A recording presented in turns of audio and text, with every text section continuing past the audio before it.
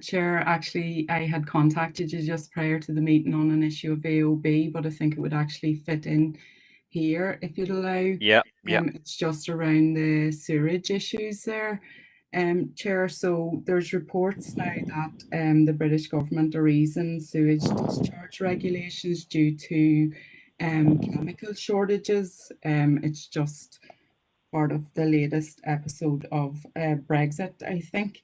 Can I just propose that we write to the Minister? I think it would be the Minister for Infrastructure, just to ensure that we aren't affected by this, that, that our waterways and our environment aren't impacted. The protocol may be being utilised and alternative supply lines established from the EU, but if we could get that just clarified, first of all, whether we're impacted, secondly, just on the supply lines, if they're secure just going forward. I'm not sure if it's the chemicals or the lack of drivers.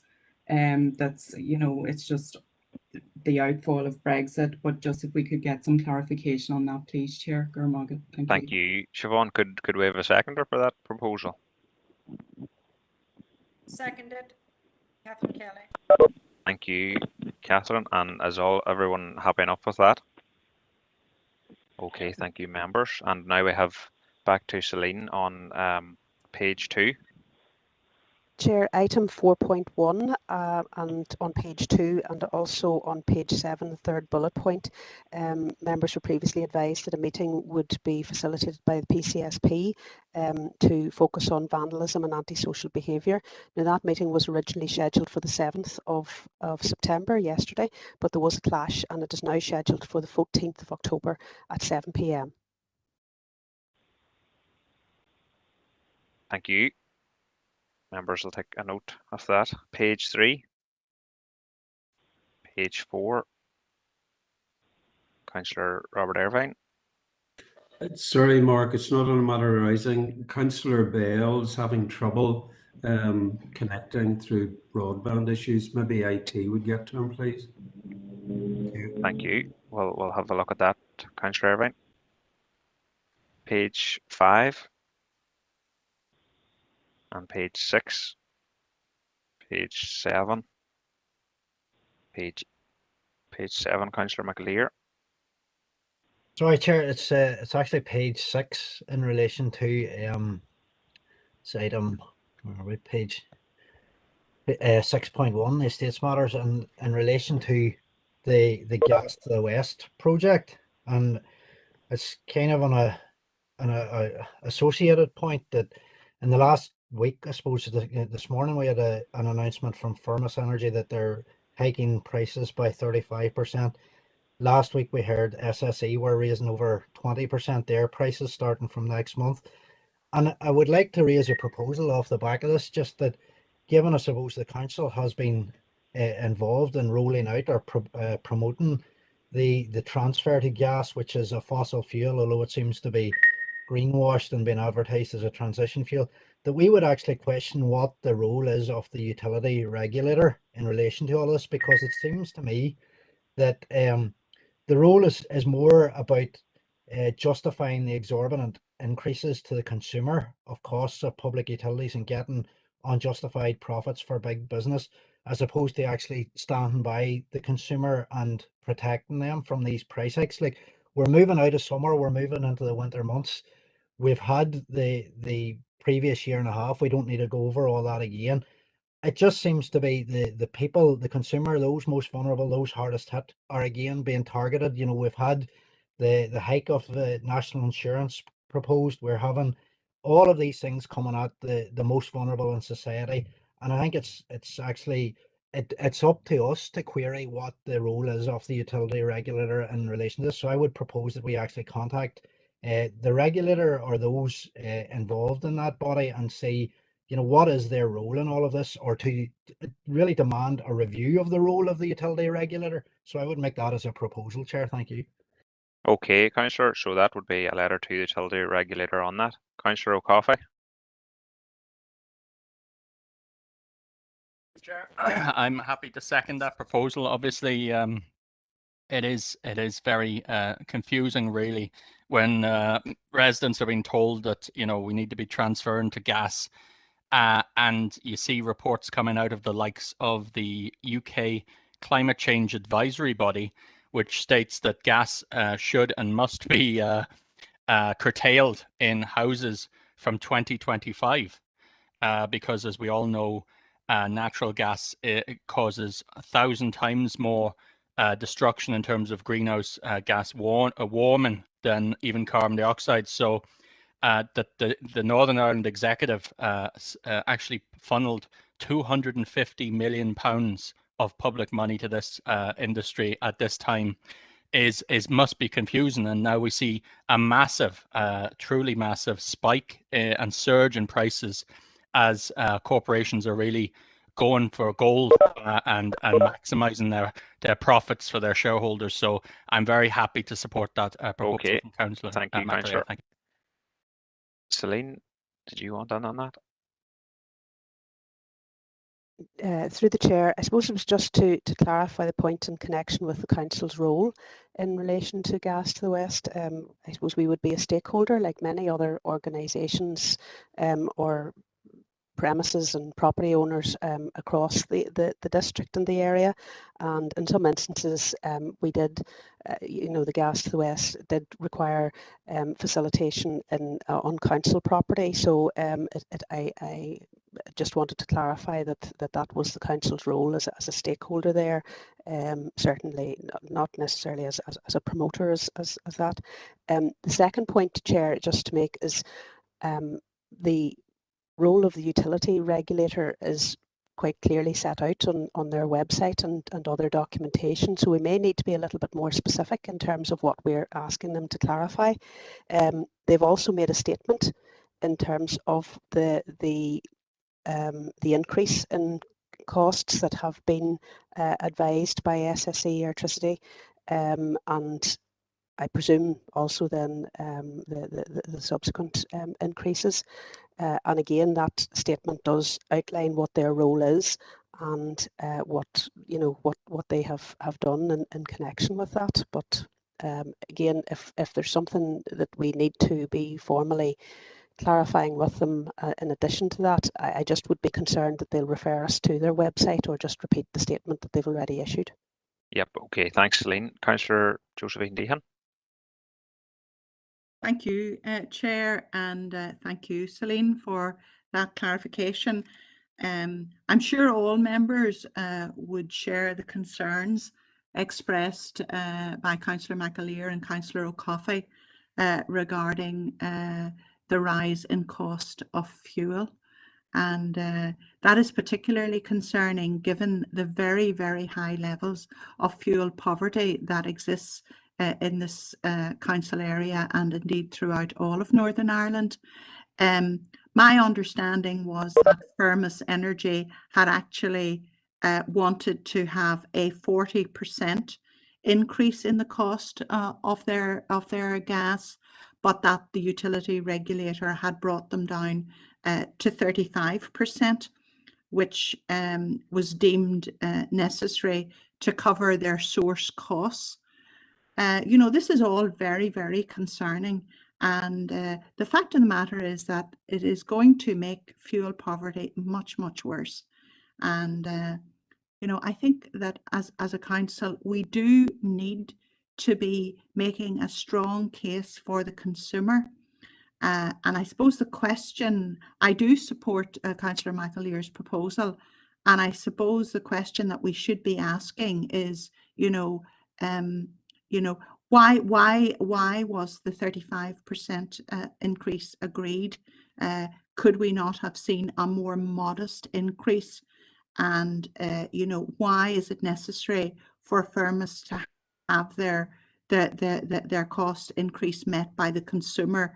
I mean, surely their profits do have to take some hit as well. This situation of rising energy costs and utility costs is simply unsustainable, and no one can afford price rises of that magnitude. So maybe if we could just clarify with the utility regulator, why agree on that particular value, and why could it not have been lower? I mean, I think, you know, maybe a 10 or even a 15% price increase would have been quite sufficient. So Okay. those would be my views, Chair. Thank you. Thank you, Councillor Deehan. So I have just Councillor Green there quickly. Thanks, Chair. It always occurs to me when fuel prices goes up, hidden tax that is concerned with that's connected to a fuel rise, because the vast majority of the price of fuel is tax, and for every 15 or 35% rise, the raise in it, that is possibly made up of that is about 25% of it tax, and it always again when we are setting the rates and that, very modest increases in the rates gets huge coverage in the media and everything, whereas week in, week out, the tax rises by stealth on these fuel rises, and that never raises an eyebrow. Whereas I would say in the last 2 months, we have maybe 10, 20 times the increase that was ever in the rates by stealth on these here, and nobody ever says a word about it. Just Yeah, that's a fair point, Councillor Green. I think I spoke with Celine, so we do have a proposer and a seconder, and the comments added there by Councillor Deehan. Would the members be happy that that goes forward? Is there any dissent to that? I don't see or hear no dissent, so okay, Celine. Thank you. Okay, members, we'll keep going with the matters arising, page 7, page 8, page 9, page 10, page 11, page 12, page 13. John?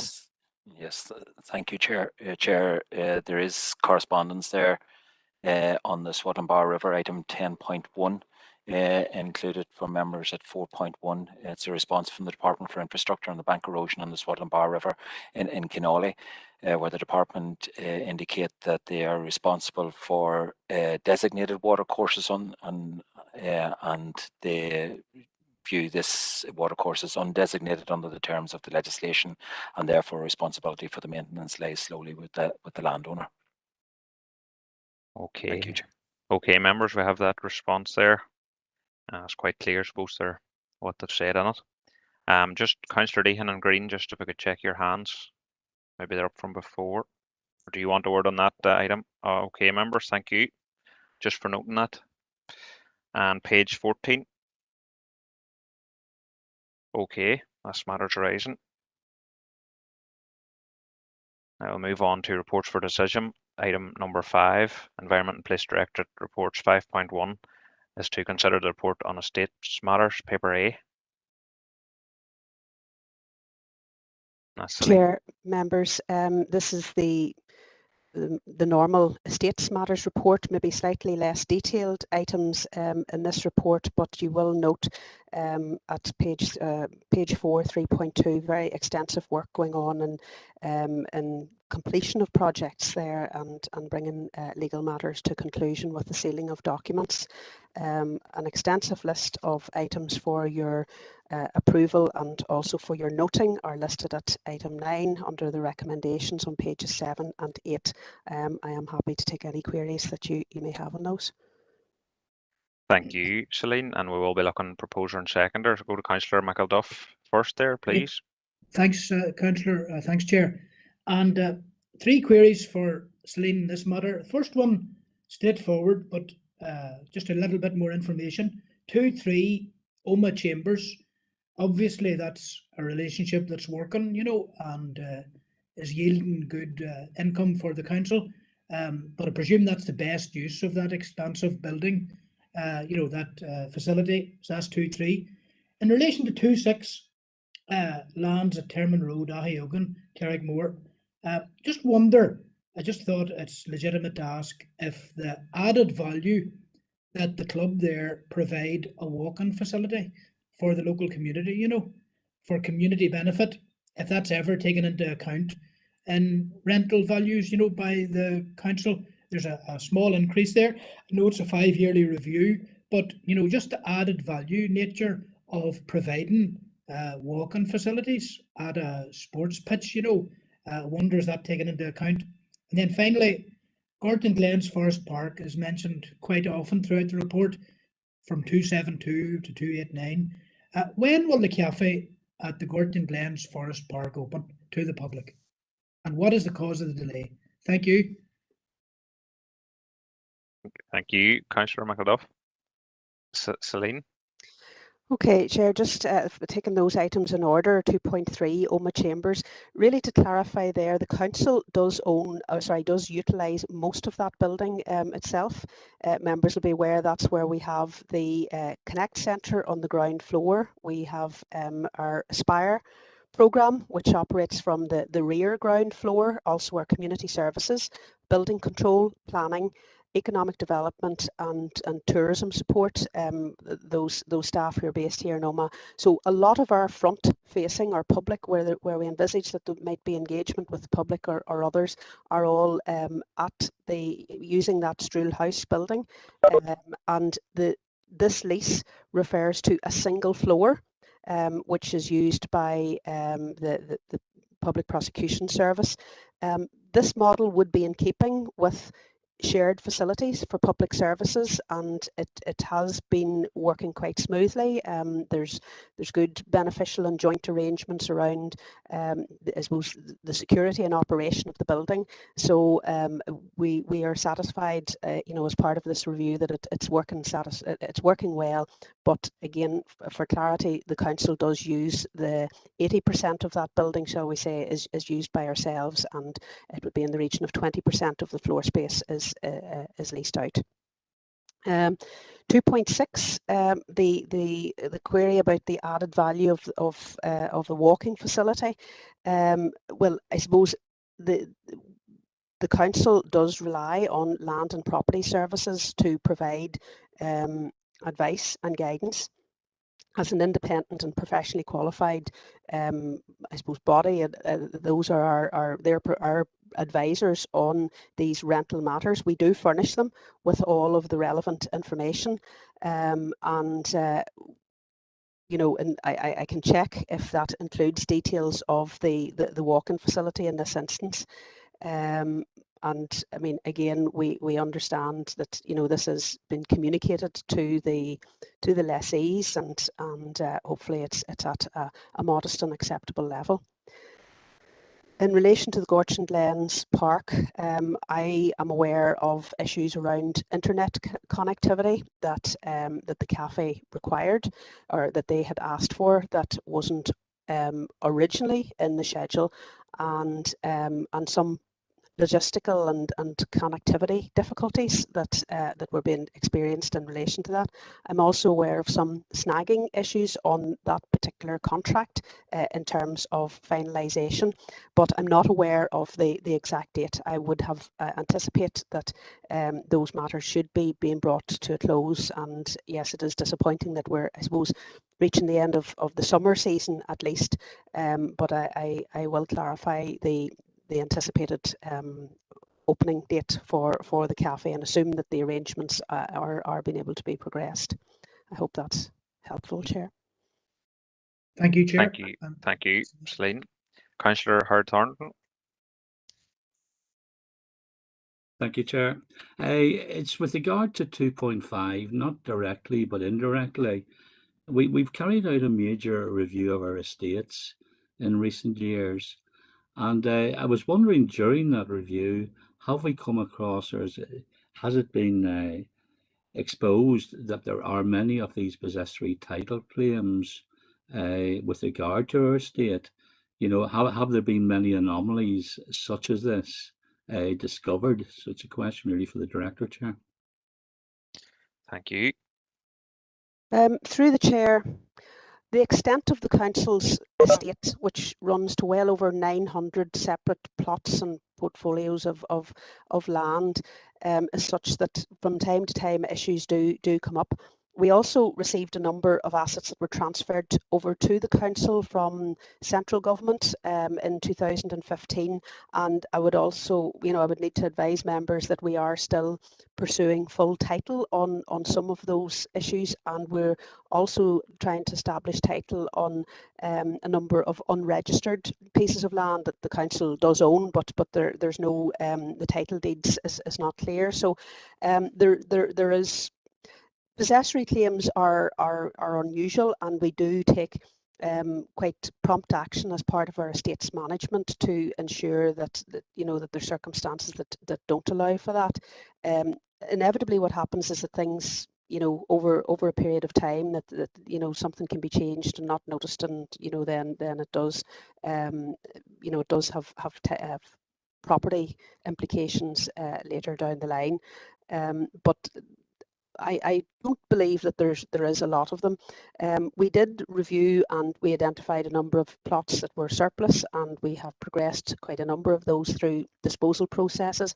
And just as recently as earlier today, in a meeting with officers, we've identified that we probably need to now do another trawl and another look through to see where we are in terms of there may be another small number of plots and items that we can add to that surplus list. And again, the benefit is not just the capital receipt that we would get from disposal, but also the reduced maintenance cost and responsibility for areas that are not used.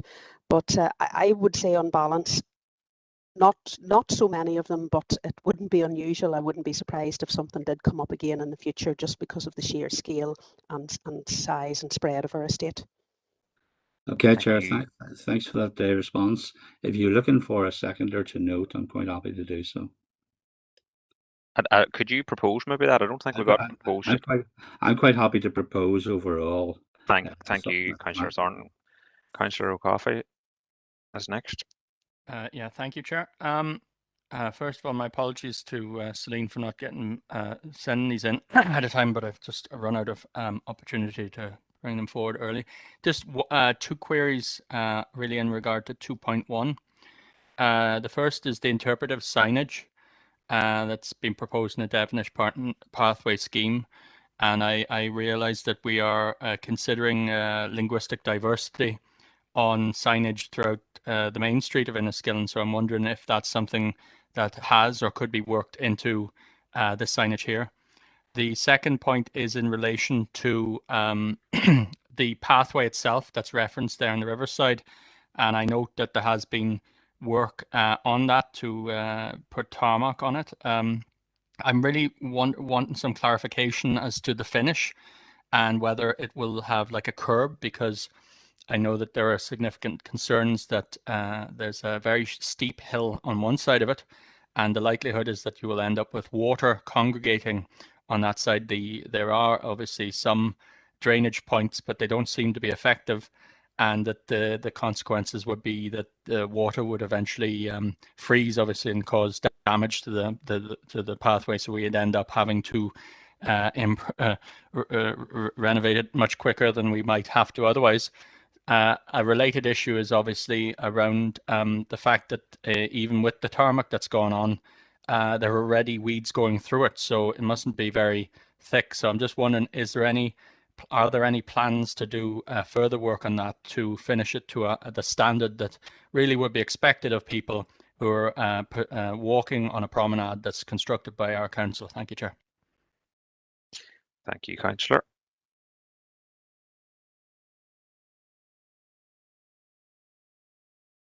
Sorry, Celine. Apologies, Chair. So in response, Chair, the wording of the signage will certainly be fully considered, and the issue of linguistic diversity can be incorporated into that. I can get detailed information on the specification of the pathway and the issues that the member has asked for. I don't have those to hand, but I do know from experience of some other pathways that I've inspected, that a smooth finish is not always best, particularly where there's any sort of incline and things like that. So we do take advice and work to ensure that the finish is both aesthetically pleasing but also safe, and as safe as possible in all the different weathers. But I will provide specification on the pathway details and curbing around that, particularly where it mentions where there's a steep hill, but I'm not familiar with that part of it as to whether the pathway goes over that. But I know of occasions where we've been asked, surely this pathway should be a nice smooth tar, but if you put that on a steep hill area for walkers, it's maybe not the best surface, or certainly not the safest surface in well, any time that there's frosty weather. But I will provide that information to the member and others. Thank you. Chair, if John. if I can please come in there, with regard to the pathway. I had sought an update on the path, and I've just actually got it.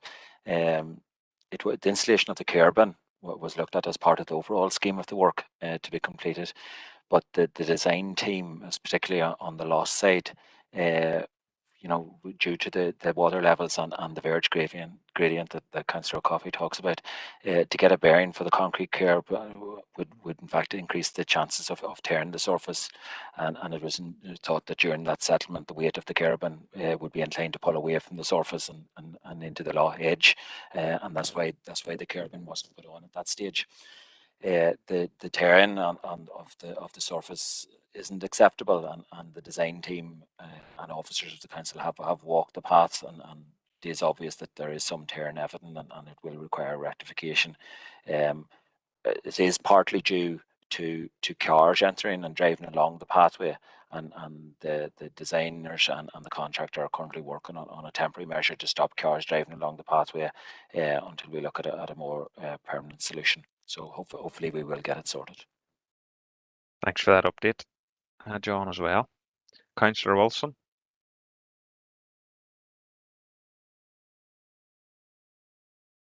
Just unmute, Councillor Wilson. Hello. Yep, that's you now.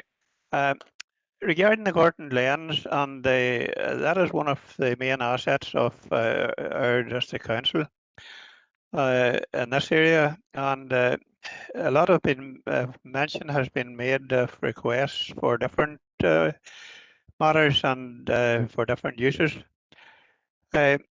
Everyone, I know the council and does a lot of advertising, but I think that everyone that visits that, no matter what reason they are or what they are coming there for, they must be really impressed, and that is one of the best advertisements that we as a council can get. And hopefully that if there is any problems, as has been pointed out, that they will be sorted out ASP. And if there's, I would support the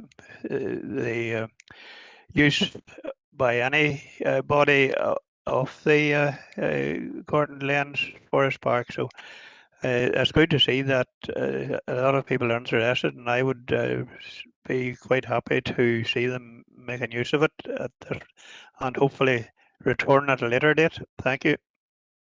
Thank you, Councillor Wilson. Councillor Robert Irvine. Thanks very much, Chair. It's the issue that Councillor Thornton has raised, and it's something maybe I'm going to ask Celine and probably up to Alison to look at.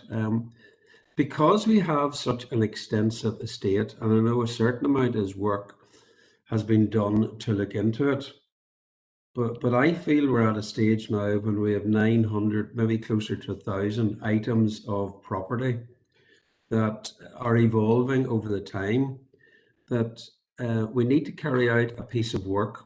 And I'm not saying it has to be done in the short term, but I think it needs to be done properly now. And one would be to exactly establish what legal title we have on each bit of the property. And that should be backed up by a digital record to be kept on file. Two, to consider whether we need to move any properties that are on register of deeds, in other words, old land maps, if they can be, to land registry portfolios, because that will bring it completely into the digital world. And three, that a rolling basis of checking should be carried out on possibly a 5 to 7 year term to check that the boundaries still remain the same as agreed.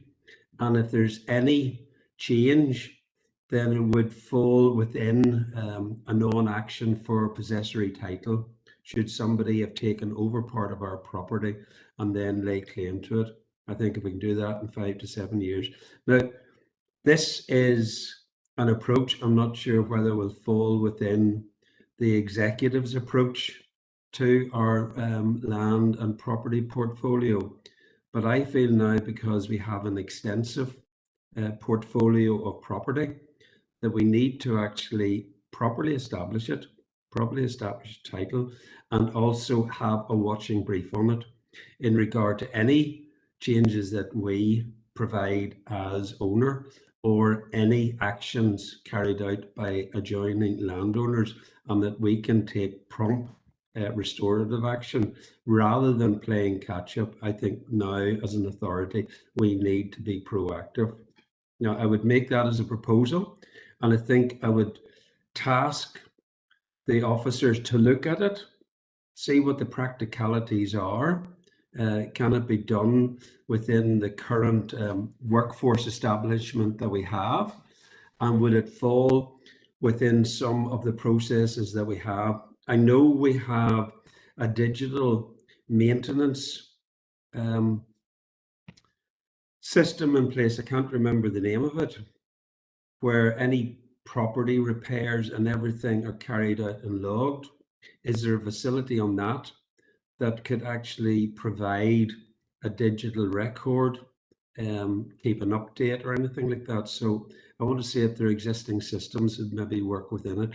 But that's my proposal, and I would ask that the officers bring back a report in the next couple of months, just looking at the viability of that and how it would fit in with Concerto. Thanks very much, Damien. See how it will go forward. Thank you, and if Councillor. nobody has seconded the report, I'll second the report. Thank you. Thank you, Councillor. Right. Celine. Through the chair, if I could just respond to that, I suppose, with good news and bad news.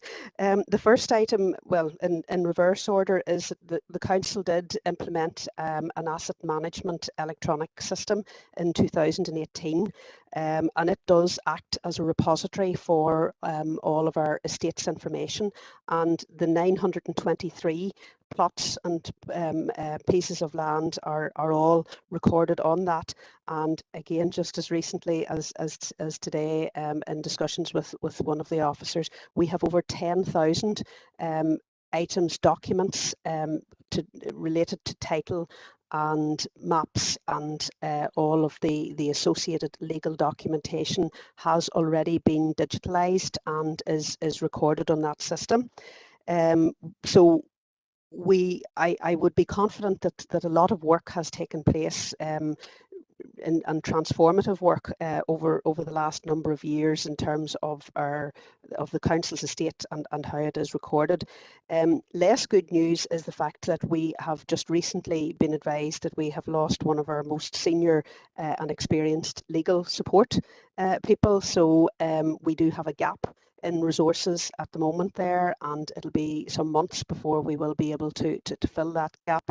So undoubtedly what the member's asking for does have resource implications, but we will be bringing you a further property report, and we can seek to address some of these issues and how feasible it is to take them forward, and what the timescales are in that report, if that's agreeable. Thank you, Celine. I'm happy with that, Celine. Thanks. Thank you. Thank you, Councillor Irvine. Councillor Alan Rainey. Thank you, Chair. Maybe I am getting ahead of myself, Chairman. If I am, I'm prepared to wait. Mine was on the use of bogland. And I saw that we had Next item. Councillor, agreed to eliminate the use of peat products from yes, growing shrubs and flowers, and yes, place were a peat-free. If I'm Councillor, ahead of myself, yes, I'll slightly wait ahead on of that. yourself. Can I bring you in just Okay, at the next I'll item? wait. All right. Bring me in again then, Chair, please. Thank you, Councillor Rainey. I'll bring you in the next item. And finally, Councillor Josephine Deehan on this report, please. Thank you, Chair, and thank you, Celine, for your report and for all the information that you've given us. I was just wondering what type of property is there a question mark over the title deeds? And you know, would this be older properties or portions of land or small portions of land? And how difficult is it to rectify those issues in terms of title and deeds, and is it an expensive process? Thank you. Thank you, Councillor Deehan. So through the chair, in relation to the properties which transferred to the council, you would actually be talking about some aspects of the car parks.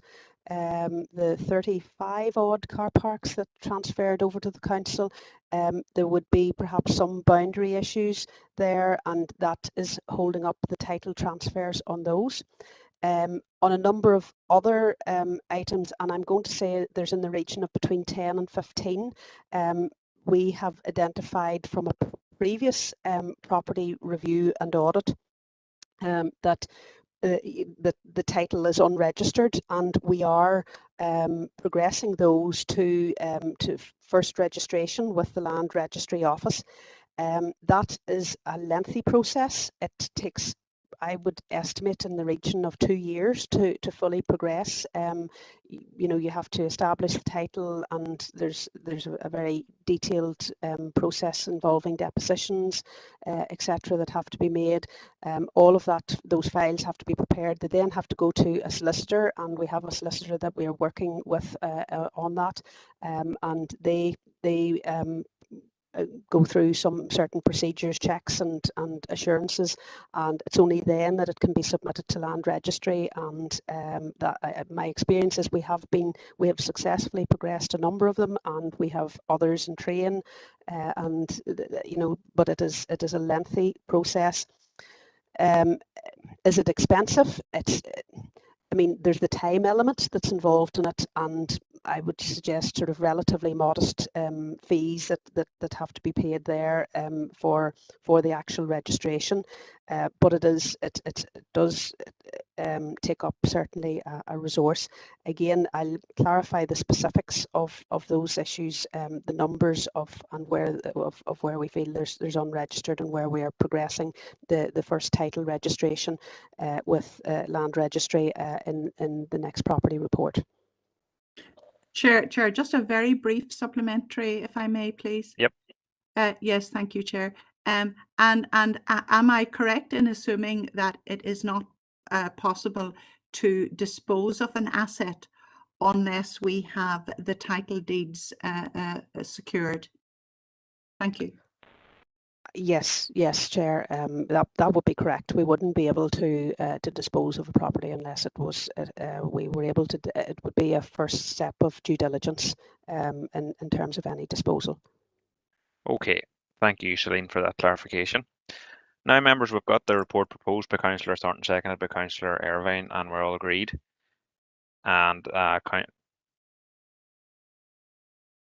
yes, well, Councillor Irvine's proposal, I think we didn't need a proposal. I think Celine's going to incorporate them items in the next property and quarterly report. So, if members are happy with that, thank you.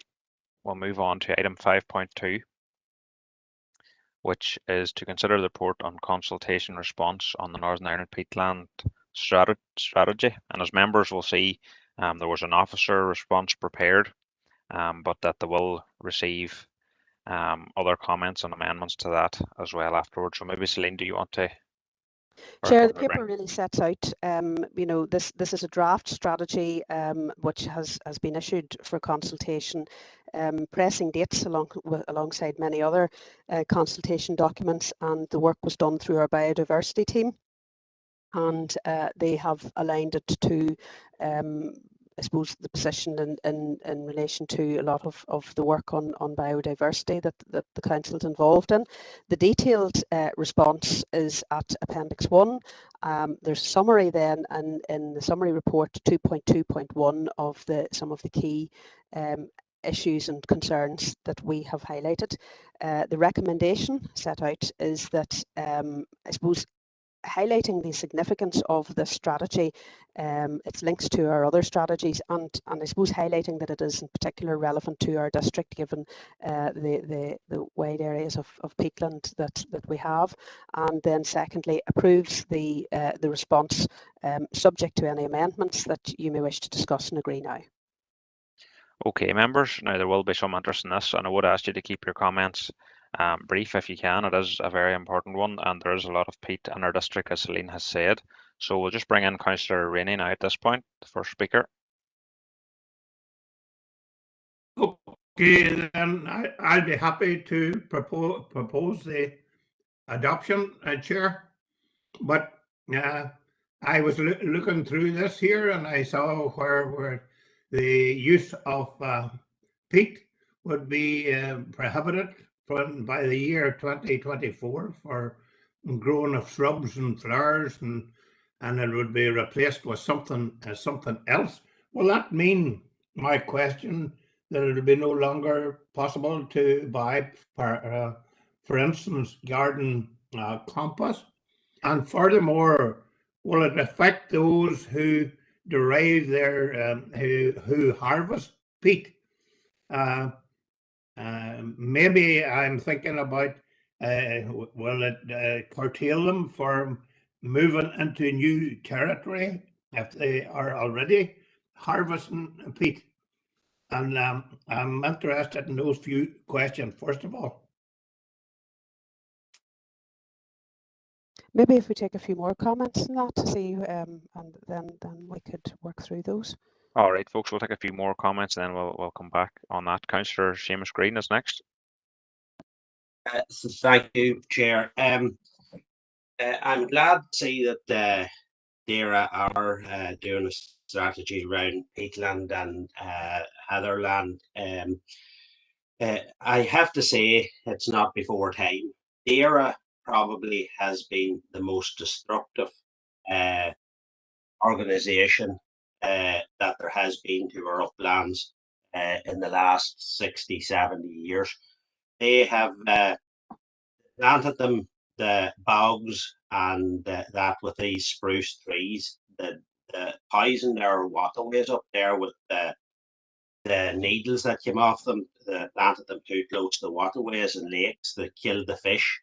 They dug up big drains through peatland. They planted the trees on top of blanket bog.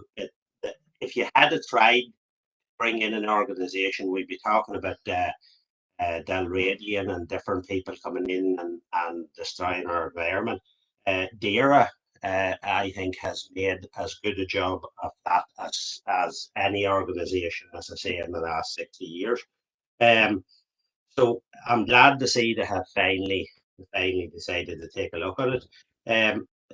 Peatland and heatherland, and I don't think they've mentioned heather that much in it, and I think it needs to be mentioned. I was watching a programme a couple of weeks ago with the Yorkshire Dales, and I think it was the Yorkshire Dales, and they were doing large schemes around their peatland, and it was CO2 and all of this environmental stuff.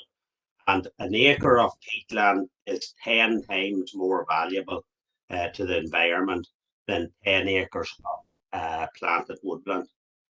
So it just goes to show you how important our uplands are, and the ones that's supposed to be the custodians of it, Department of Agriculture, basically been in them for the last 70 years, giving farmers no help at all. One of the things that they did was they stopped farmers from being able to graze peatland for almost 10 months of the year. This had the consequences of the grasses and everything then overgrew, died on it, and then every couple of years you have these massive fires that comes and just wipes out all the things that happened in the moorings. It's happened up around where I am. You give it maybe a 7 or 8 year cycle because the peatland isn't being grazed by sheep or whatever. And that's one of the consequences of stupid, bad policy by our own department.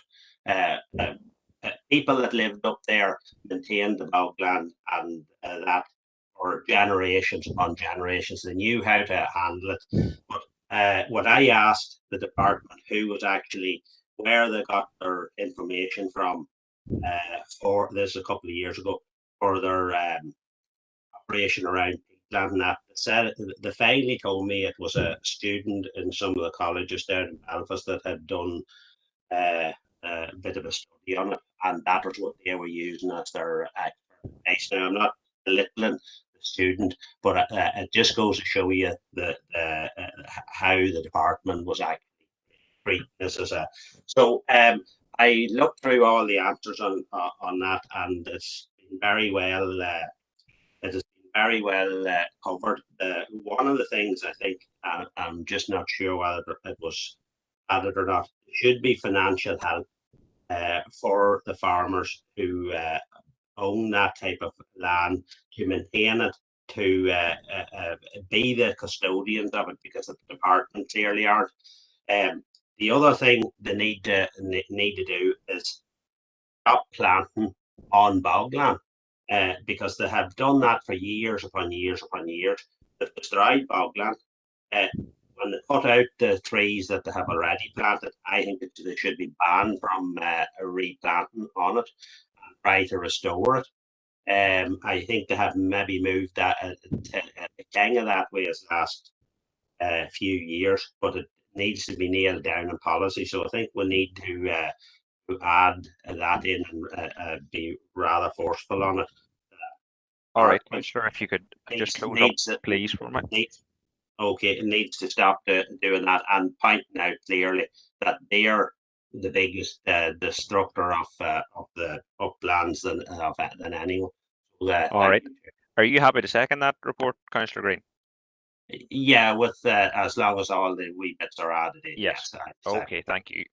Councillor Wilson will take you, and then we'll maybe go to Celine. Yes, well, I'm sure there's quite a lot of gardeners will be really affected by the, as Councillor Rennie said, about the compost for flowers and shrubs. What they'll replace that with, I'm not sure. But I suppose I'm around longer than a lot of people, but I remember when all rural families, I would say, used for their homes for heating them and for cooking their food, in fact. That is not happening in a lot of cases now, but I'm told anyway that before antibiotics became freely available, stagnant moss apparently had a medical quality and was used as an antibiotic. Peat is also classed as a carbon absorber and of major environmental assistance.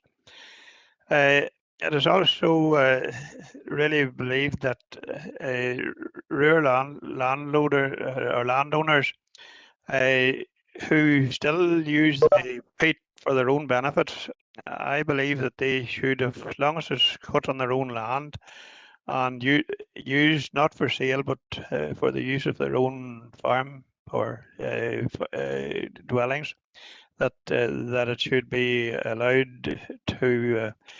They did not do a lot of damage. In fact, they done no damage, was talking about. So I believe that they shouldn't be punished for cutting peat for their own use, and that would be one of the things I would really support. So that I would be happy enough with the rest of it. Thank you. Okay, thank you, Councillor Wilson. Celine?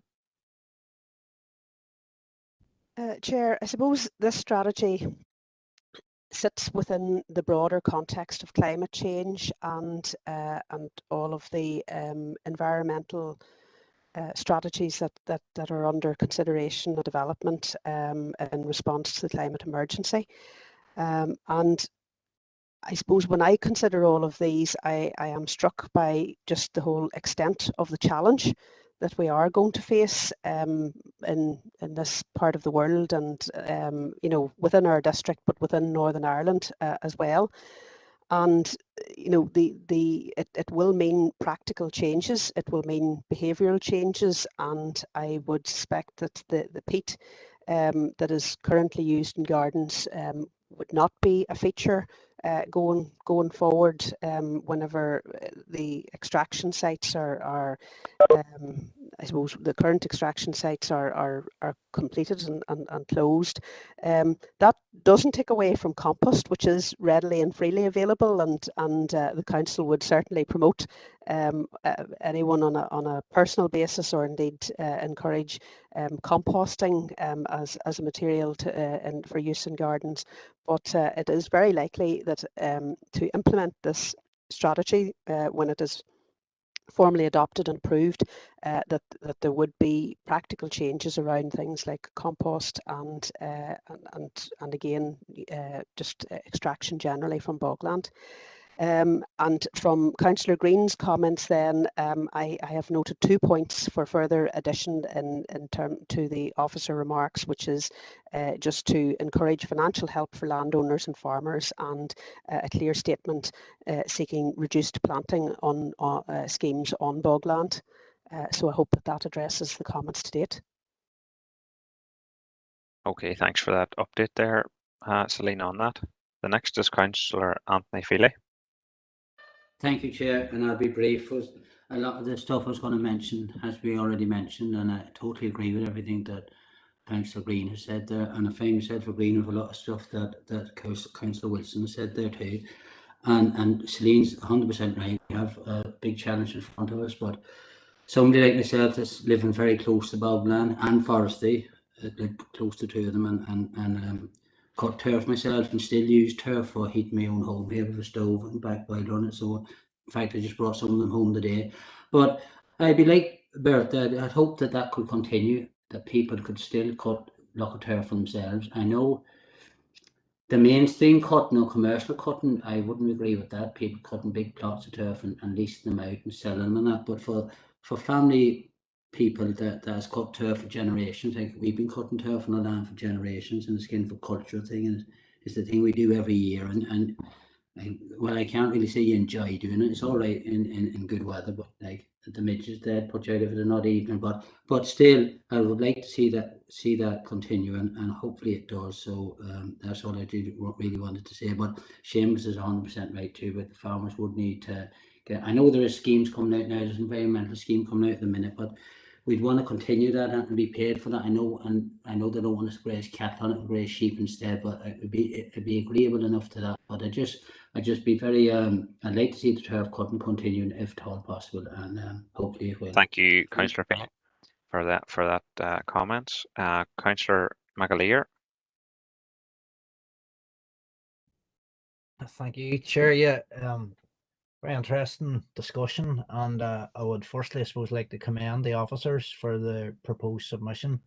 I think in the summation there, particularly like to highlight paragraph 1.5 on the vital role of bogs as an unequal carbon store, and the importance of how our bogs have such a vital and important role in reducing greenhouse gases. And again, it's stated in 2.2 that the strategy really proposed is not ambitious enough. So I think we need to, as other speakers have said there, we need to be mindful of the area that we live in and the amount of bog that we have around us. I know my own DEA is very rich in bogland. So I would be proposing that we include mention of important bog restoration projects at Cregan, and mention also the black bog as the best example of raised bog in Europe, and the need to ensure continued protection for this marvelous resource that has for so long been undervalued. I would further like to propose that proposed projects, and I'd seek guidance on this proposal just because I would like to make it, and I'm not sure if we can or not. Any proposed projects negatively impacting on bog or peatland should be screened out by the planning department at the initial consideration stage, because I think listening to all the other councillors going round or speaking to date, there seems to be general consensus on this. And I note with great interest Councillor Green's comments on the toxic proposals by Data Radium. But I think that this is something that we can actively pursue as a council, as a local planning authority. And I think it's incumbent on us, from the response that we have drawn up and seemingly the response that's getting support. Further to that, I would also propose that we support DAERA's policy to move to using broadleaf and deciduous trees in replanting operations. And I think, again, as a local district, we should be implementing that without further delay. So commenting the response that's been received or been drawn up here, as they've said, as the authors have said, it really doesn't go far enough. So we need to see how we can bring it forward as a council. Thank you, Chair. You, Councillor. We'll go to Councillor O'Coffey next, please. Yeah, thanks, Chair. First of all, I'm happy to second those proposals from Councillor McAleer. I entirely agree with them.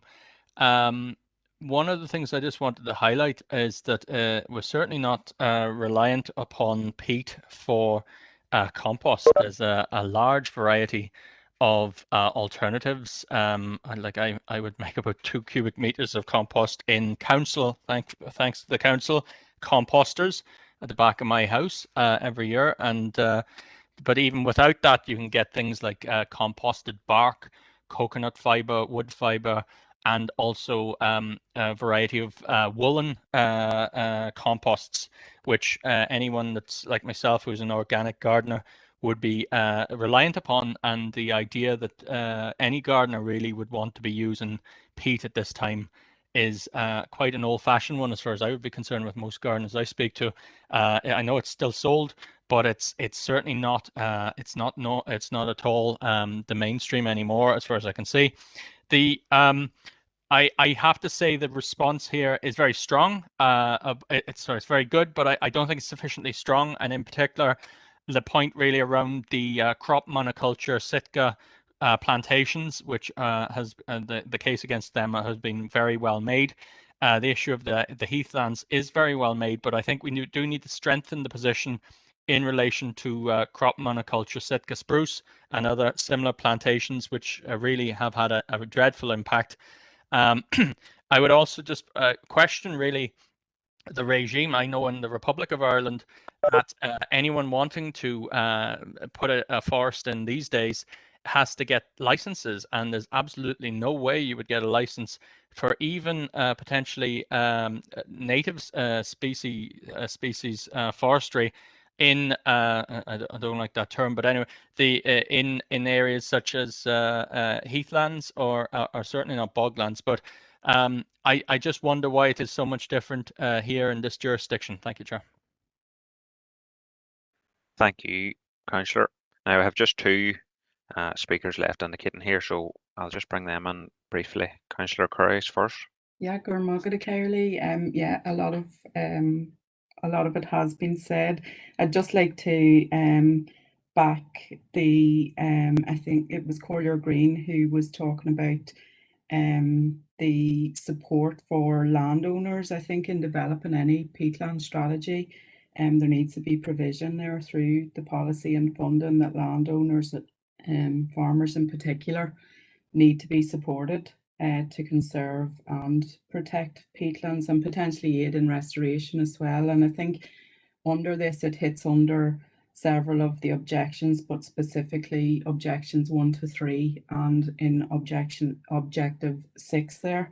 There does seem to be a nod to it in priority action 16, but it needs to feature more throughout. And it does tie in closely, as Celine was saying there, with the climate action agenda and forthcoming climate acts. 30% of the world's carbon is stored in peatlands, but it only covers 3 to 5% of the world's surface. It's hugely important, and I think as Seamus was saying there, you know, per acre, much more effective at carbon storage than even tropical rainforests. There's been a fair bit of research carried out in Ireland, and I believe actually one of the main researchers has presented to the ERA committee that suggests that many of our farms are already carbon neutral, and many may even be sequestering more carbon than they're actually be producing. Now, that didn't make any big headlines, and when the talk around the Climate Acts was out, it maybe wasn't just as exciting enough, but that appears to be the reality, and that's due to the small family and hill farming that is predominant in Ireland. So farmers should be supported and included very much as part of the solution to climate change. And that needs to be said, I think, quite clearly. Celine also just said there about the behavioural need that change that's needed. And it absolutely is, you know, everybody I think would agree with that. But points well made. It's this department really needs a behavioural change. I think our biodiversity officers who've responded, put this response together, have done a great job, and have outlined the issues. If anybody has read the actual document, it's incoherent, and I would say incompetent. Actually, it looks like a bit of a cut and paste job that's came from the department. So just that the department needs to change. They need to go back to the drawing board. I think that our officers have actually made that point.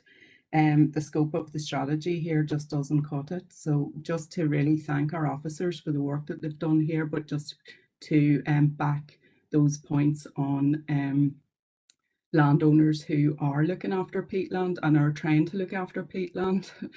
Yep, we'll get that. Against the department most of the time. Gurmagad. Yes, thank you, Councillor Curry. And Councillor Coyle.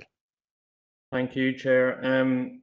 No, I welcome this peatland strategy. I think it's, as Councillor Curry says there, it is kind of very haphazard, you know, in an approach. It's a first draft, but I think that we need to work on, you know, work with the department to get this sorted.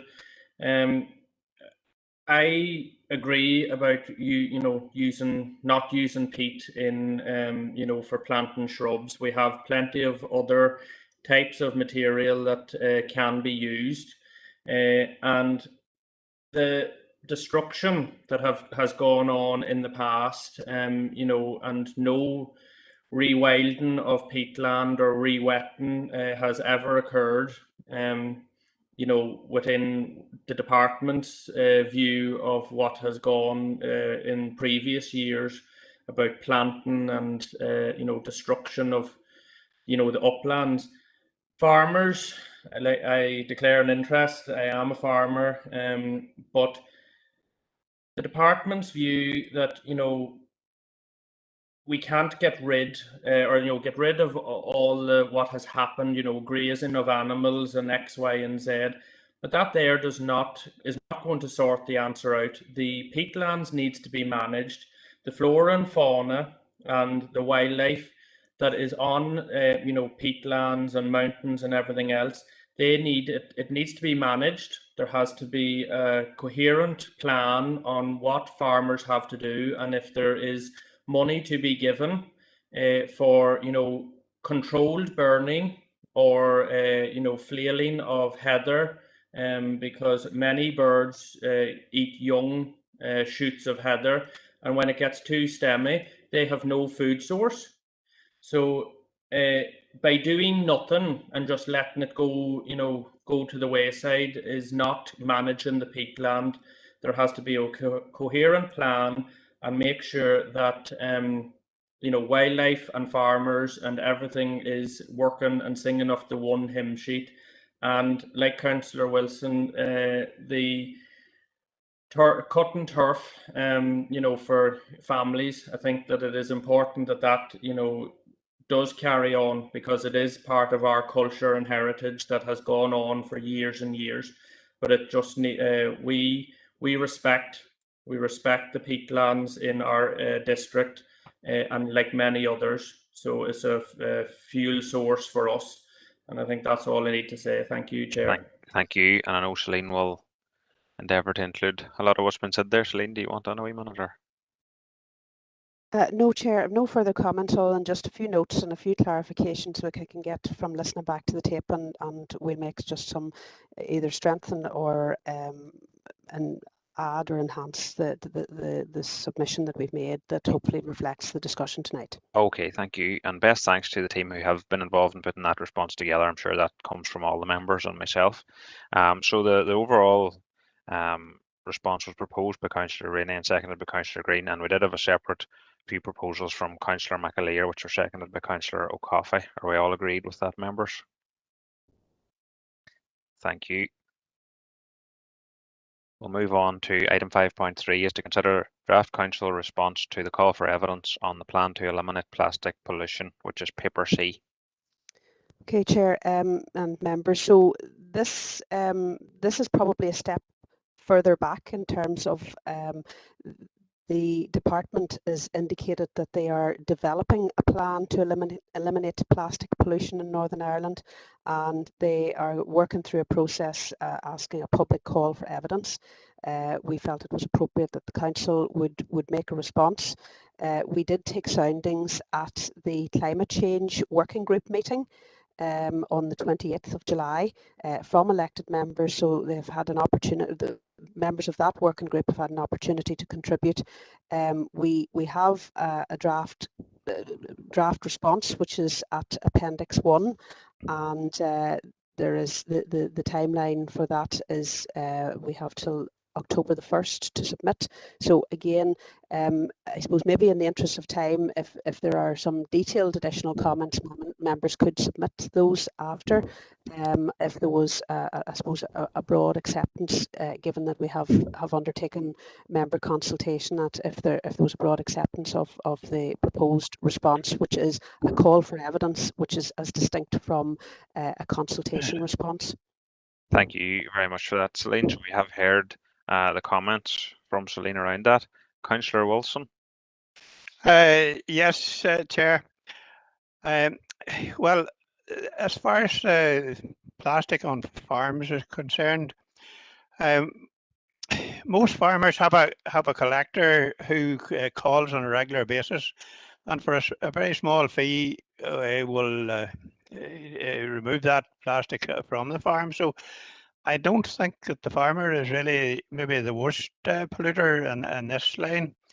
And the plastic is needed for silage covers and all the rest, and if it's taken off the market, well, then it's going to have to be replaced by some different commodity. My main problem is, and I have raised it on numerous occasions, driving around the road, I'm not sure how the percentage, but I would say it's a very high percentage of the car drivers and passengers screw down the window, they throw their plastic bottles out, they throw their plastic food containers out, and any rubbish that is left there, it costs the ratepayer and our council as well quite a lot of expense. Paying guys to collect that all up. And I don't know how, obviously it has been raised on different occasions, but it doesn't seem to take any effect on how you would go about educating the local public differently is someone beyond me. But I think that's when we look at the side of our roads and we see it happening, just passengers, drivers, whoever, screw down the window, everything's fired out.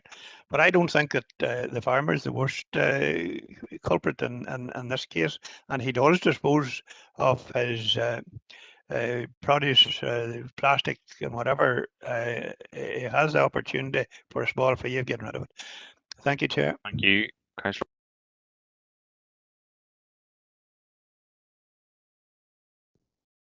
Sorry. Thanks, Councillor Wilson. Councillor Green, can I just check with you if you were looking in on this or from the last time, maybe? Sorry, Chair, it's up the last time. No problem. Councillor Diana Armstrong, please. Thank you, Chair. And it's just a comment on a couple of issues. I know this has been consulted on. Talking in terms of future developments, and maybe just one point, I do see at page 2 there, encourage a younger generation to reduce plastic waste. And really in defence of young people, I do think the Council is doing a really excellent job in educating young people across schools on waste and disposal of waste. So I do think maybe there's also other generations who are conveniently using plastics, and perhaps there's an exercise there to be done in education at that level too. The other thing I think that I think is missing from this is mention of how important tourism is, and sustainable and environmental tourism in our district, and that is a future area we want to develop. And I think also the work that is being undertaken to encourage our residents to reduce single-use plastics is something that, very much like the Purple Flag scheme, that we can hang our hat on in our district. It's also part of our community plan to have our natural environment and sustain that. So those are just my 2 observations. It's a very good report, and I think if we could just include tourism in it, and also sort of give some credit to our younger generation, who really are much more single plastic aware than possibly we give them credit for. Thank you, Chair. Thank you, Councillor Armstrong. Councillor O'Coffey. Yeah, thank you, Chair. There's only one thing I really wanted to raise on this, because I think it's a good submission, but it is, to me, a glaring omission, and it really is in relation to there's a lot of people's jobs are associated with the production of plastics, including in our own council area, and certainly in the Enniskillen DEA.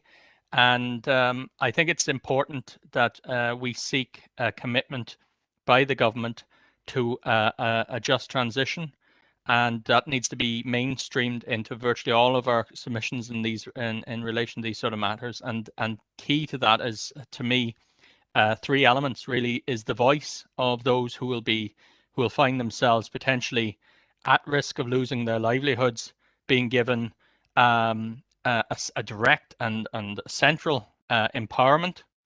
The second, and certainly that would include, as far as I'm concerned, the trade unions having a central role in these processes. The second is in relation to guarantees for employment. If these jobs are to go, then we need to see investment in alternative job creation in those areas for those people at the same, or if not better, conditions in terms of employment. And there's so much that could be said around the green economy that, where we want to see investment go. The third is it's not always possible for the set of skills associated with one industry, which is termed or deemed obsolete, to be transferable. So we need to see a free process by which workers can be upskilled or cross-skilled, or new skills added to the mix, and that there should not, under any circumstances, be a loss of skills, a de-skilling, or a loss of craft skills, which are often even more hard to retain in the labour force. And this is absolutely important if we're going to attract investment in the future and have a sustainable economy. So if we could include the ideal of a just transition, because certainly all the technical points are right, but the impact that this is going to have will be sharp indeed for those employed in the plastics industry. Thank you, Chair. Thank you, Councillor. Next is Councillor McElduff. Chair, and again, I had the benefit of participating in a climate resilience, group meeting within the council to discuss this initially. I think this is a really important consultation, and I think Celine said something there about call for evidence. Maybe she just restate that, at the end, what we're going to do about it as a council. Some of the points that I would have picked up is that there is a great appetite among young people for this type of consultation, and we have to inspire and enable them. And we've talked about that, how to do that. Is there a particular promotional week coming up where we can reach young people more young people to participate in this consultation. We need to find ways of engaging young people. One idea that has been mooted is, trying to strive for a plastic-free school environment, student kind of approach. And one of our constituents, one of our residents, has expressed her strong interest in this, and I must contact her tomorrow just to ensure that she's ready to participate in this consultation. And she had a vision in an OMA context for an OMA plastic-free community. And so that's that. Earlier today, I was coming in from the Ballygolly Dublin Road side of OMA, and approaching the main roundabout there, it's clear that on the roundabout itself is an accumulation of coffee cups and plastic, I think they've been there for quite some time, and it's the first impression that anybody would have of OMA as you arrive, say for example on a coach or a bus. If you arrive in OMA, that would be your first impression, is that the roundabout is full of plastic and coffee cups, disposable coffee cups. Other ideas include water fountains in towns and parks, water refilling stations, and maybe more river cleans, involving the community. But I think this is a really important consultation, and we need to enable our community to participate in this, be a vehicle for encouraging them to state their case throughout the council district for Mana and Oma. Thank you, Chair. Thank you, Councillor. Councillor Green. Thank you, Chair. No, I genuinely don't know these answers, so I'm asking the questions. Plastics, we all know, are a terrible blight on our society at the minute. They were actually brought in originally as something that was actually going to be a good thing, because they were something that was going to be able to be reused. You bought a plastic bag, use it for years and years and years.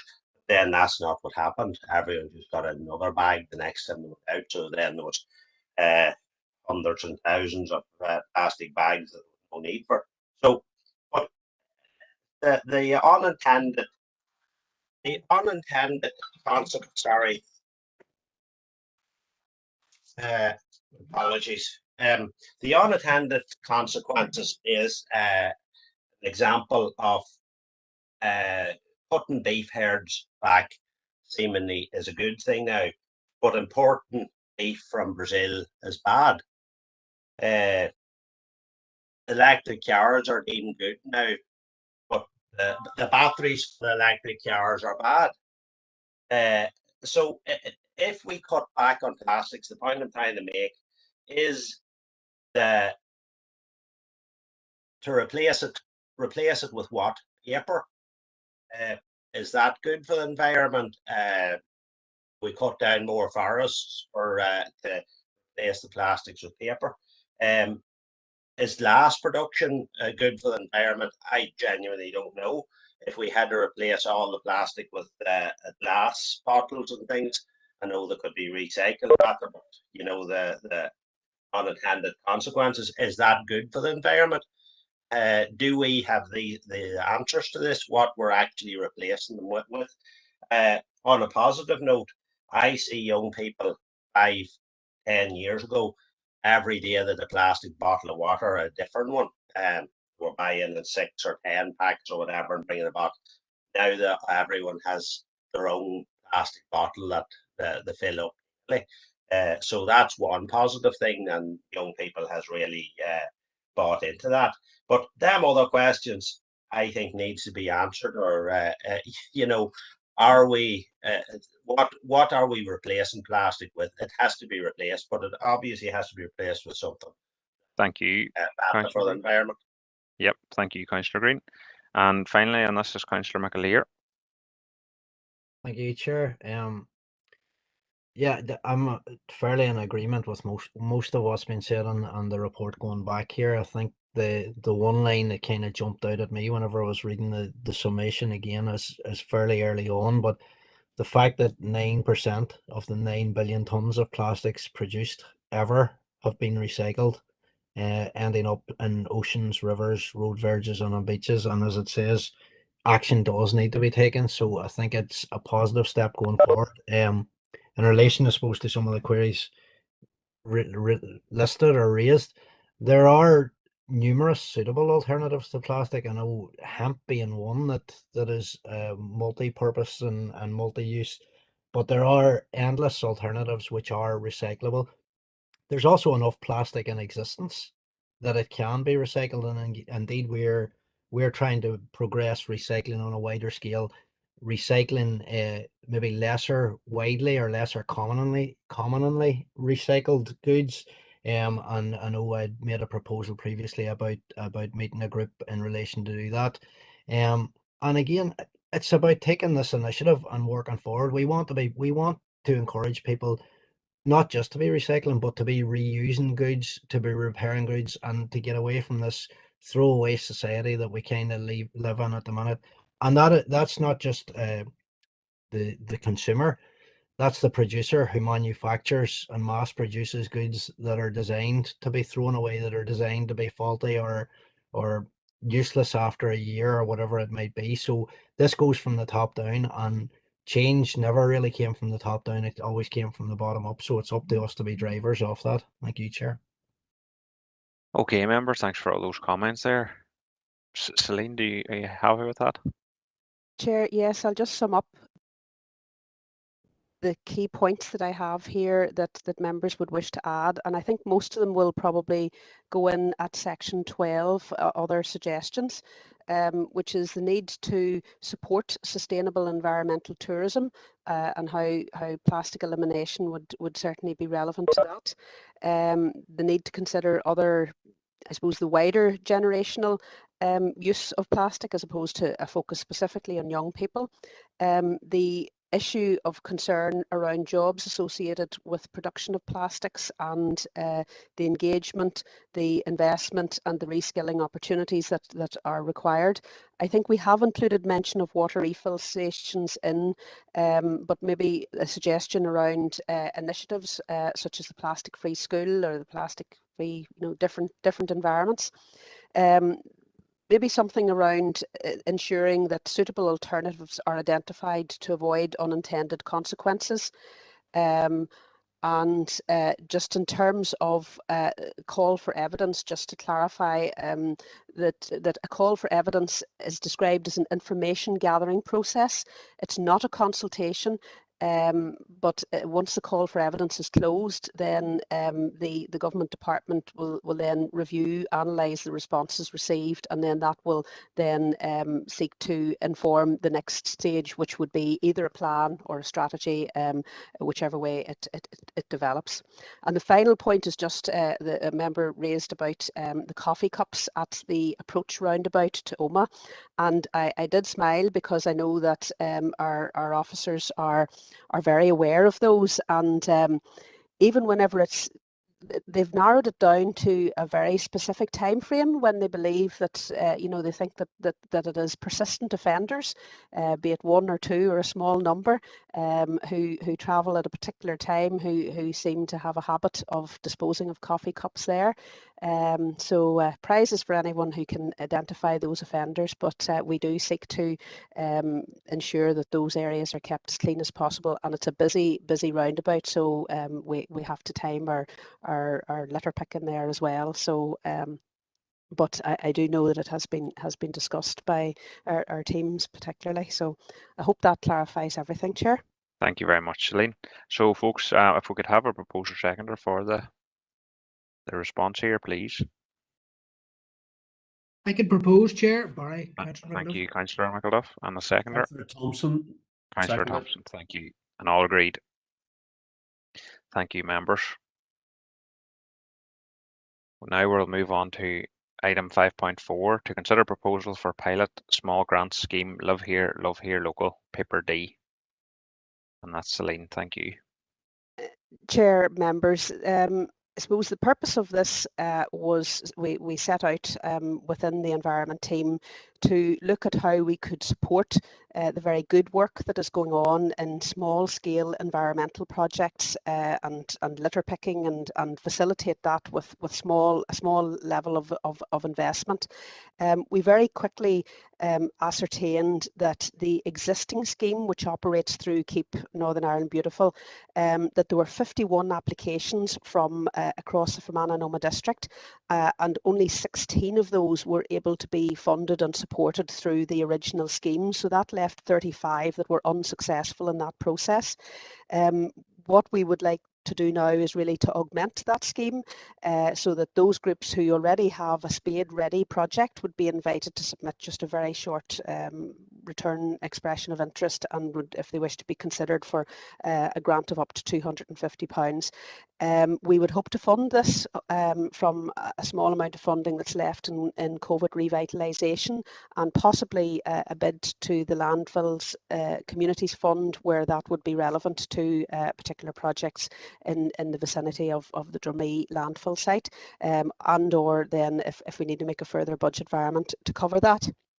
We in particular would like to use this as a pilot scheme, potentially with further rollout in future years, and you know, to give that boost to I suppose to the very good effort that goes on in local communities, and provided you know, funds that would be there for you know, materials, hardware, for schemes, or indeed just for litter picks and ideally and preferably sorted litter as well. So we do hope that there would be opportunities for the council to bid externally for funding, with all of the changes that we know are due in the waste field. So we think it's good to run this initially as a pilot to augment the scheme that has been operating this year, and then review perhaps with a mind to extending the scheme if feasible next year and within budgetary constraints. So the recommendation there is that the council would support and approve this pilot project, and obviously there would be further follow-up reports provided to members on how that progresses. Okay, thank you for that, Celine. Maybe if members just checked your hands, Councillor McElduff, were you looking on this item? No, sorry, I'll check my hand here. Thank you, Chair. All right, and Councillor Green as well, maybe.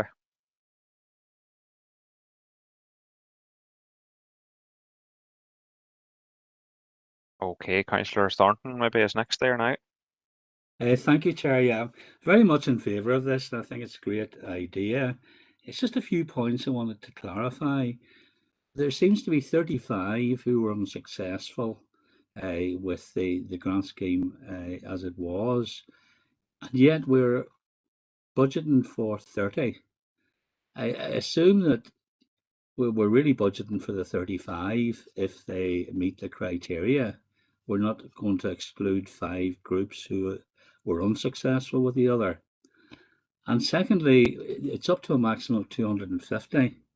Now, that would mean if all 30 got it, it would be what, 7,500. I just wondered how the extra 1,500, or is that for the follow-ups, or just to outline the overall costs and those numbers, please, Chair. Thank you, Councillor Thornton. We'll just take Councillor Tommy Maguire there next. Chair. Well, again, just to welcome the scheme. I feel it's well timed.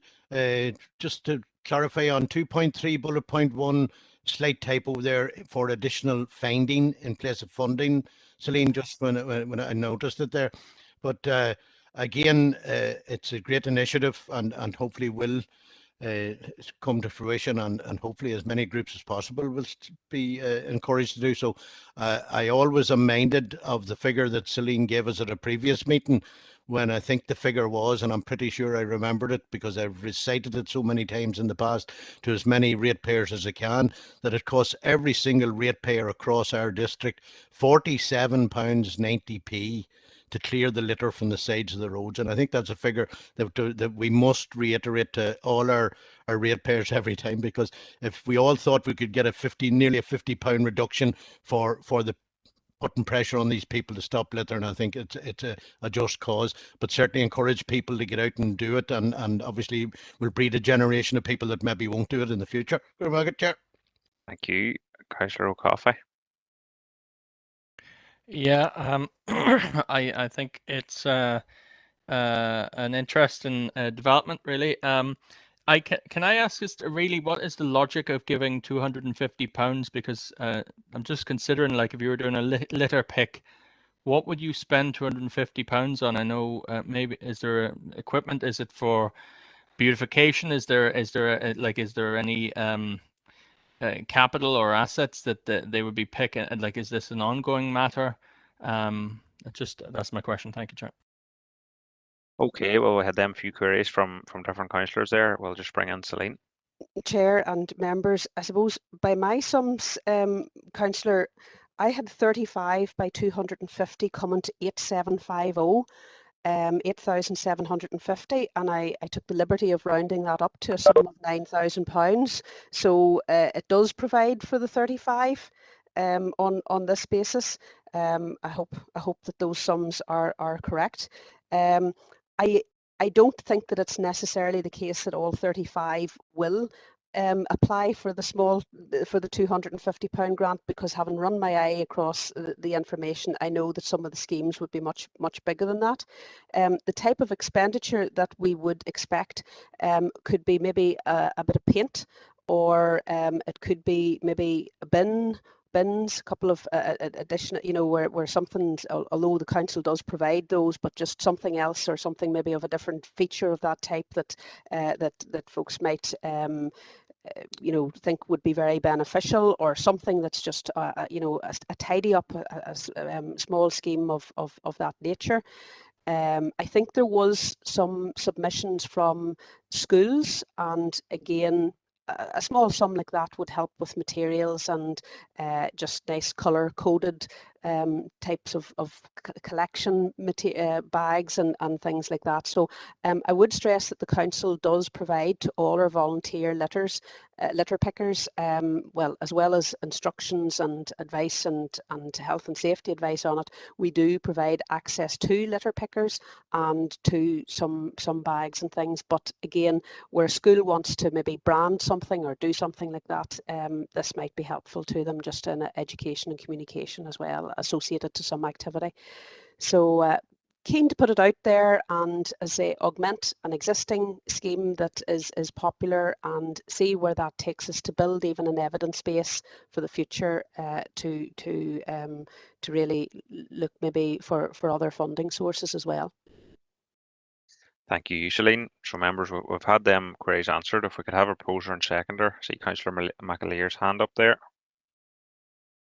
Yeah, thank you, Chair. No, I just very briefly want to come back in after listening to the question posed and the response there. I think it's like, I would welcome this initiative, and I think it's important to note that sometimes a small incentive like this can have a great and probably a disproportionate impact in the return on it. I suppose, just in being mindful of the query that was asked, I would just be hoping that we wouldn't be maybe shirking some of the council responsibilities, or the responsibilities that we have to our residents as part of this. But I think if that's not the case, and this is kind of over and above what we're doing, I think it is something that is to be welcomed. And I know, even from speaking to one of the local communities in Greencastle recently, it's probably something that there would be an interest in out there. And I think, again, just given the year and a half that we've went through, the people do realise, the local environment, the local community, the importance of all that, and how it should be celebrated and promoted.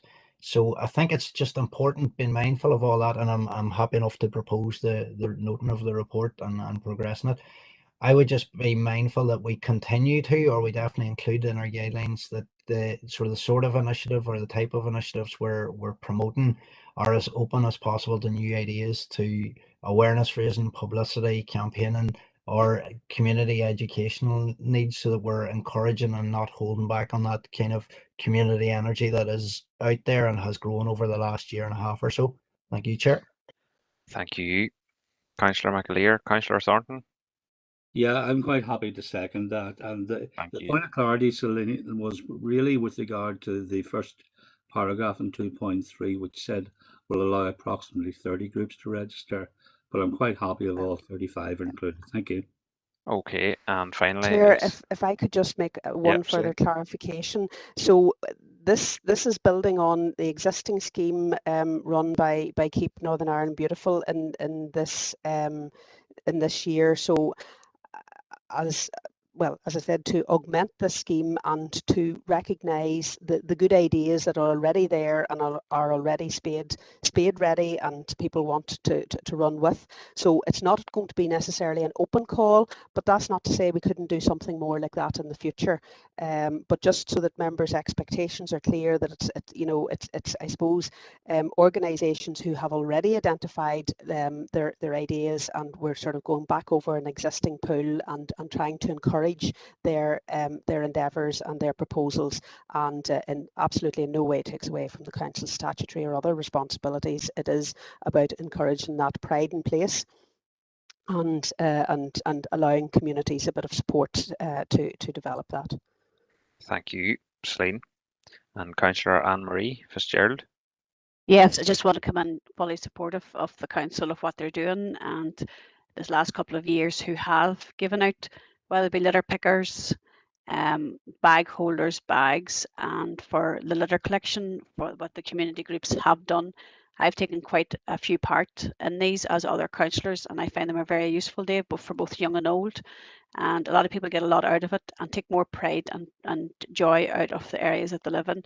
And I think that it is an enhancement of what the council is doing, outreaching to other groups. And people are there and they want to help and they want to assist and keeping the local areas clean and tidy. And I know that they realise that the council just don't have the staff there, not even have the staff, but once you clean a road once, you know what I mean, a few days later, it's just as bad again. And just what the previous councillors had said just about litter, as we've been mentioning for years and years, of where the drop-off point is, where everybody just opens the windows and fire it out from the fast food restaurants about the town. We can all see it, but I think it is disappointing what Councillor McElduff has raised about that large roundabout just at the going over the new road there at the end of the Ballygolly lane. It is quite disappointing there. It's very lacklustre, that roundabout. It's very drab, but I know every other year that we had beautiful wildflowers, but this year I think it's been really noted that it's been quite underutilised main thoroughfare through Omagh. So we've continually asked for it, you know what I mean, try and get something of a bit of work done there. The roundabout at Enniskillen Hospital, the roundabout going into Enniskillen itself, they have magnificent floral roundabouts there, and it's more inviting to come into the town. So maybe if we have a look at something like that. And to do with the coffee cups, I don't know. I was going to put a motion or a proposal tonight if we can have a basketball bin or something there, because I don't know who it is, whether it's vans, cars, lorries, whoever's going past, but it's notorious for months and months on end of people just firing the cups on. And I don't know if it's people going past to see how many they can actually get fired on at once. So maybe just a point of noting of just getting that cleared up, maybe on a more weekly basis. Thank you. Certainly, yep, we'll note that, Councillor. Thank you. So that was proposed by Councillor McAleer and seconded by Councillor Thornton. We're all agreed. Thank you, members. So move on to agenda item number 6, which is the Community and Wellbeing Directorate reports. 6.1, to note the street trading licensing policy and procedures, paper E, and that's with John. Thank you, Chair. This is in relation to, for information for members, in July, it was July, members requested the report be brought on the allocation of sites for mobile ice cream traders, and as it's indicated in the report, it is the same for mobile traders as it is for all the street trading licenses and the mobile license policy that we have in place, and which was agreed by Council. In relation to mobile or to ice cream vendors, we have currently 8 licenses with ice cream vendors, and they're spread across the district, and the locations of them are listed at 2.4 of the report. In relation to the street trading licenses, the process of renewal is outlined in 2.5, where they make an application on an annual basis, and they submit all the relevant documentation, and they request an area for which they wish to cover, and then those are considered taking account of all the factors which are listed earlier on in the report, and also taking a view as to whether there is excess provision of that service, whether it be ice cream or whatever, in that particular area. There's no availability at the moment for new street traders to be issued with licenses, as all those areas that we have listed are at capacity. And it is indicated in the report there that any new street traders will only be allocated when a street trading license of an existing trader relinquishes their current license. So, Chair, the report is there, and it's just there for noting from members. Thank you. Thank you, John, and members will see that these reports are for information and for noting. So we'll go to Councillor McElduff, I think, is first there. Okay, thank you very much, Chair. Chair, a very pertinent, very current issue to do with street trading and street licensing is the fact that in Omagh and on the outskirts of Omagh and on the Dromore Road and in the Derry Road, mobile traders have set up selling Tyrone flags and hats and all kinds of materials to do with red and white, and it's having a negative impact on town centre traders who pay rates and who sell this ware as well. So today I contacted the council licensing department, to make this point. So I would ask John, what is the legislative situation? What is the statutory responsibility of this council and in this matter, because I think we need to back our local traders in the town centre and throughout Omagh at this time in respect of, having an ability to sell their wares without unfair competition, without this disadvantage. And going on the public record, I would encourage all Tyrone supporters who are either going to watch the match on television or travel to Dublin at the weekend to buy their wares from reputable sources like GAA clubs, their own GAA clubs, or from our town centre traders. There are sports shops, the locksmith, other news agents who are selling this type of material, and they should be supported. So I'd ask John to comment on some of the issues I have raised there. Thank you, Chair. Thank you. Yeah, thank you, Chair. Yeah, this is something which I just became aware of this afternoon in relation to the mobile traders. If I can refer them to Appendix 1 of that paper E, the street trading licensing policy and procedures, which have been approved by councils, and you will notice on page 7 of that report there is a section there on licensed street traders. Now, I would imagine, and from my understanding, is that those traders which Councillor McElduff talks about are operating without a valid licence or without having contacted the council in order to obtain a licence in order to trade. So I would imagine that they are unlicensed street traders. And our responsibilities in relation to those is that we have powers in order to ask them to stop trading. We have powers if they don't do that in order to seize their goods, and we would do that in conjunction with the PSNI. Now, I know this afternoon that contact has been made with the PSNI in relation to those, and action will be taken tomorrow, and we will follow up on those tomorrow. Could I encourage, though, all members who are aware of it, if they could contact myself or someone in Fiona in environmental health or whatever, to give details as to where these are, because I'm very much aware that these street traders or traders can very, very quickly pop up and take their stalls down and operate at another location. So if members are aware of where they're operating at, then over the next couple of days, we certainly will make a concerted effort in order to make sure that we impose our powers in relation to them. If they are, and again, it's on a case-by-case basis, and it all depends where they are operating. If they're operating on private property off the main carriageway of a certain distance, then we don't have power in order to stop them operating. So, you know, it is, we will take cognizance of that, like, you know, in making a decision as to whether to stop them operating or not. But I can assure members that action will be taken tomorrow from here on in. Thank you. Are you happy with that, Councillor McElduff? Yes, thank you, Chair. Thank you. Councillor O'Coffey? Yeah, thank you, Chair. I'm just, first of all, thanks for this report, which I know I had raised a request for. In regard to the ice cream vendors, I note the description 2.4 of the distribution and the idea that you don't want to have too many operating in the same place, so you get obviously a degree of preventing too many operating over each other and so on. And I also note in the joining Appendix 2 report 5.2 that the council has to make sure that each mobile trading application is fairly and objectively assessed.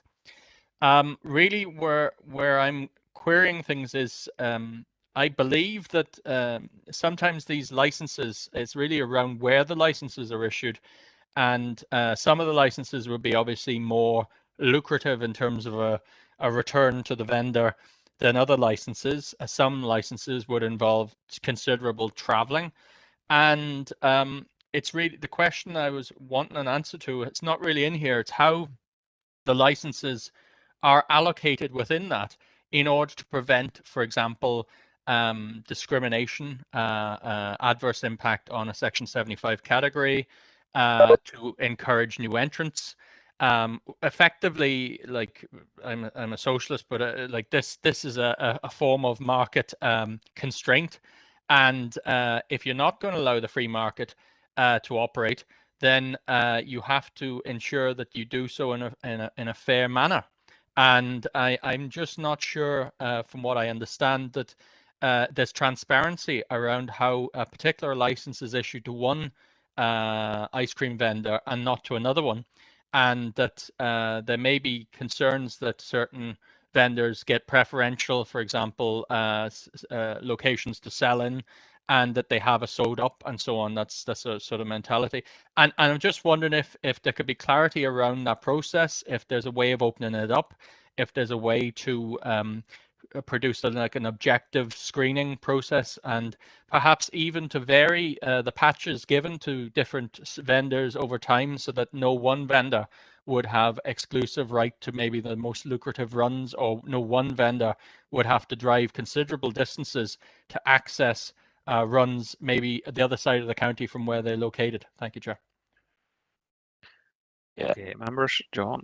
Yeah, thank you, Chair. I suppose this one causes great difficulty in a sense, in that we have a limited number of vendors. We have as Councillor Coffey notes, we have some very lucrative areas in which they operate, and we have others that aren't as lucrative. And I suppose that creates problems. I suppose the only way that we can open it out, I suppose, effectively, is to undertake a tendering exercise for each area. But then that sort of negates the responsibility that we have where people apply to us for licenses. So what happens at the moment is that an ice cream vendor will come in and will specify the area in which he wants to operate, and that is assessed in relation to the number of people that operate in that area at that point in time. And if it is regarded as being oversubscribed, then conversations would take place with the vendor to see, are there other areas where he would wish to operate in. We aren't in the process of actually going out to tender and putting out an expression of interest for vendors to operate in various locations, because that would be the most open and transparent way of doing it. But that isn't what our responsibility is. Our responsibility is to license traders who seek licenses from us at a particular point in time, and it is done on a first come, first served basis, as it is done, and I've checked with a number of other different councils, as it is done in other different councils that operate the same policy and the same procedure. So it is on a first come first served basis, and that is the only way I think that we can do it, given our parish. Thank you, John. Councillor Thompson's hand next there. Thank you very much, Chair. And it's just what Councillor McAduff had raised there just before there. I suppose with the various flag sellers that we have around the edges of the town at this moment in time, and I welcome John's commitment, Councillor John Boyle's, Director John Boyle's commitment to follow this up tomorrow, because I will getting sort of representations from residents and business people alike with regard to this issue. And I want to welcome the follow-up that's going to be done by Director Boyle and his directorate. So I just want to put that on record. Thank you. Thank you, Councillor. And Councillor Bernice Swift. And thank you, John, for clearly explaining all of the issues in dealing with the vendors. I've had some representation on that same issue, so thank you for the clarity on that. And just one very quick other important question just for Councillor Barry McElduff. On the flags that are being sold in the shops, Barry, are they going to be single use, in keeping with the vein? I'm only joking. Torona Boo this weekend. Thank you, Bernice. Now, members, we've heard the report. Councillor O'Coffey, John has explained very well, and there's a detailed report here. So a very quick comment just. Yeah, thank you, Chair. I thank him for his response, but I'm left kind of wondering how our policy is compliant with Section 75, because obviously if we give it on a first come, first served basis, people who've been in the practice for decades will have the choice locations, and this will proactively discourage new entrants and in particular younger applicants. So I want to know how this policy has been proved to reference age discrimination. Thank you, Chair.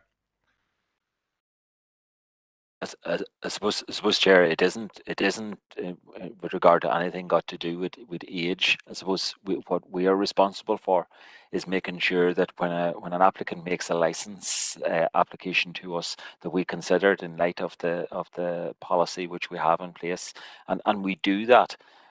So it is if there is a location where a member or an ice cream vendor wishes to operate in, our license officers will discuss that with the vendor, and we will look at to see whether there is a place there for him to operate in, given all of the competition is there. I suppose what we don't want is and we've seen it in another jurisdiction, is where there were turf wars actually going on with regard to ice cream, and it actually, I remember reading a report of where there was a court case, in fact, of where they were operating in too many.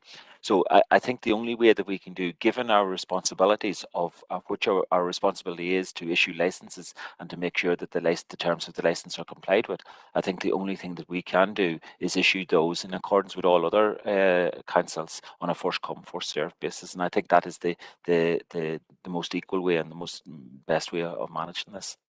Thanks, John, for that. Can I have a proposer now, members, for the information report that's before us? Propose, Mark. Thank you, Councillor Swift, and seconded Councillor Blake. Your hand there. Thank you.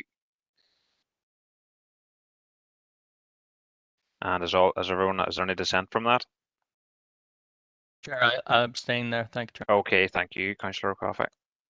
We'll move on to item 6.2, which is to note the building control and licensing report for the period the 25th of June 21 to the 26th of August 21, and that's paper F. And you will note, members, it was requested, I think maybe at the last meeting we had, that under the dog attacks section that there would be more information given, and that has been appended this month to the report, so I hope that meets members well. So John, do you want to say anything on that, or we'll just go to a proposer? No, Chair, just one thing about the 2.1.3 there. There's dangerous buildings at Newton Butler. The council has carried out remedial works to remove the danger and will seek to recoup the costs from the owner as a debt, and that is in line with our legislative requirements. So no, Chair, it's a standard report on a monthly basis. Thank you, John. Can I have a proposer, please? Proposed, Chair, Councillor Warrington. Thank you, Councillor Warrington, and seconded by Councillor Paul Blake. Thank you, and all agreed. Just maybe if you could check your hands, members, Councillor McElduff and Fitzgerald, please. And item number 7, members, is the Environment and Place Director reports for information. 7.1 is to note report on district-wide CO2 emissions, which is paper G. And that's Celine. Chair, if with your indulgence, I'll just take a couple of minutes to highlight some of the information and background and the distinctions, the different information that's included in this report. The first thing to highlight is that it's a district-wide report. So it's not specific to the council, but for our district. And again, there's good news and bad news in it. There's 2 sets of data. One is from the Office of National Statistics, and they have looked at providing information on a council-wide basis then about CO2 emissions. The second set of data is from NISRA, which is the Northern Ireland Statistic and Research Agency, and it focuses, it's a more detailed report and does provide information on the different the headline figures for greenhouse gas emissions, but it's at a Northern Ireland level and doesn't go down to the council level, but we have extrapolated some of the information there and tried to present it for you. So the good news is that the picture that this demonstrates from 2005 through to 2019 in the ONS data is that for our district, for Manna and Omagh, there has been a reduction in CO2 emissions of 28.8%. That's one of the highest reductions in Northern Ireland terms.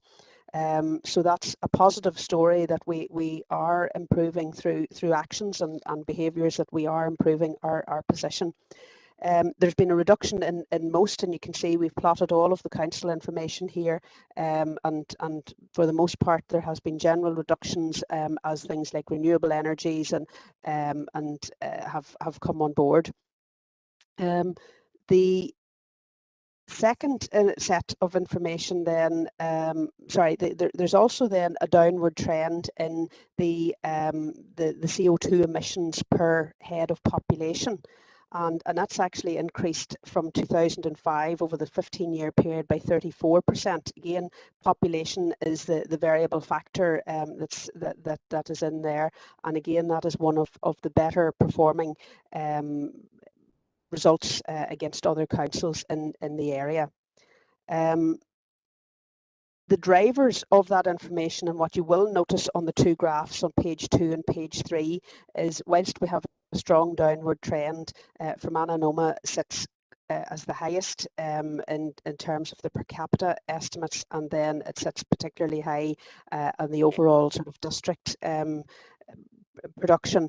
And I suppose that is really reflecting our rural nature, our road network, and I suppose to some degree also perhaps our agriculture profile.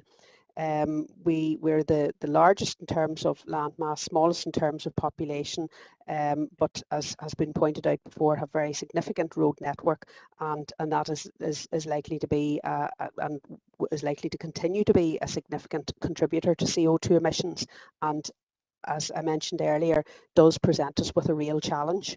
The NISRA data is slightly different in that it takes CO2 emissions, but it also adds to that other gas emissions, which are then translated into a CO2 equivalent, but it is done on a Northern Ireland-wide basis.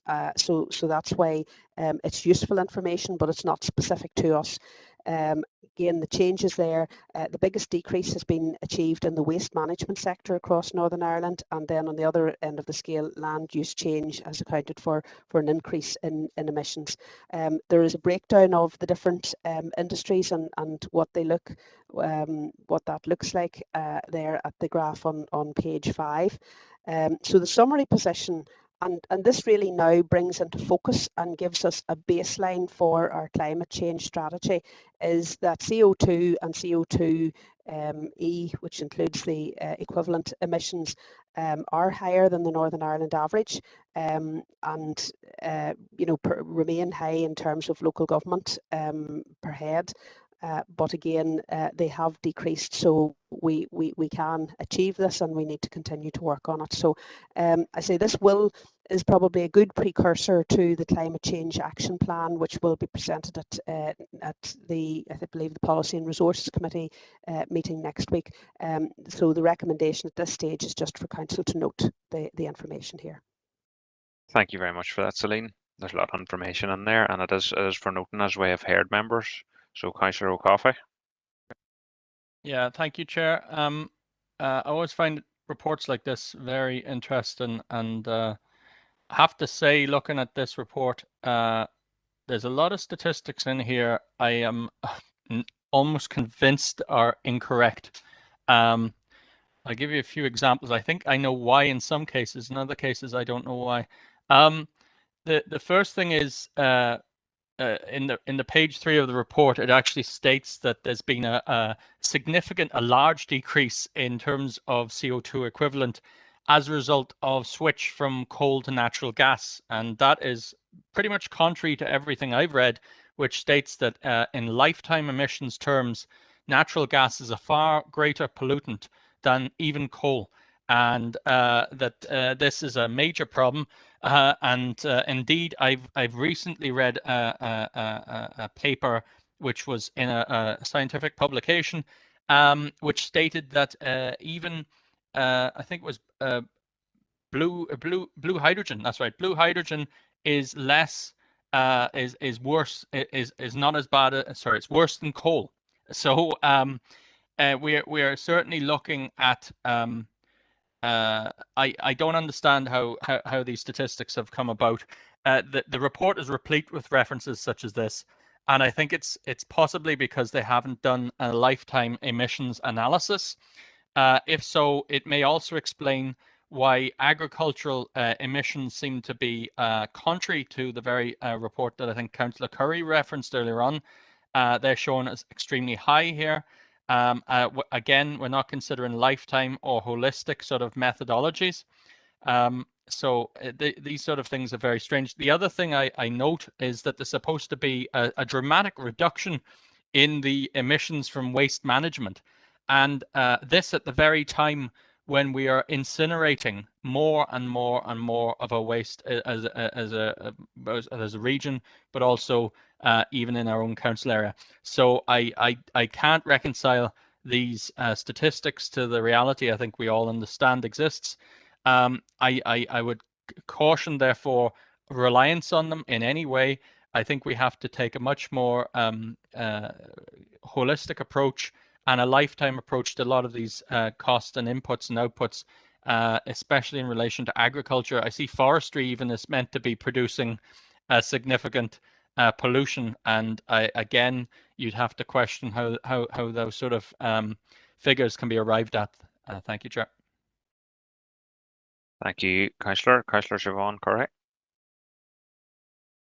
Margaret Carley, yeah, I had some concerns about it as well.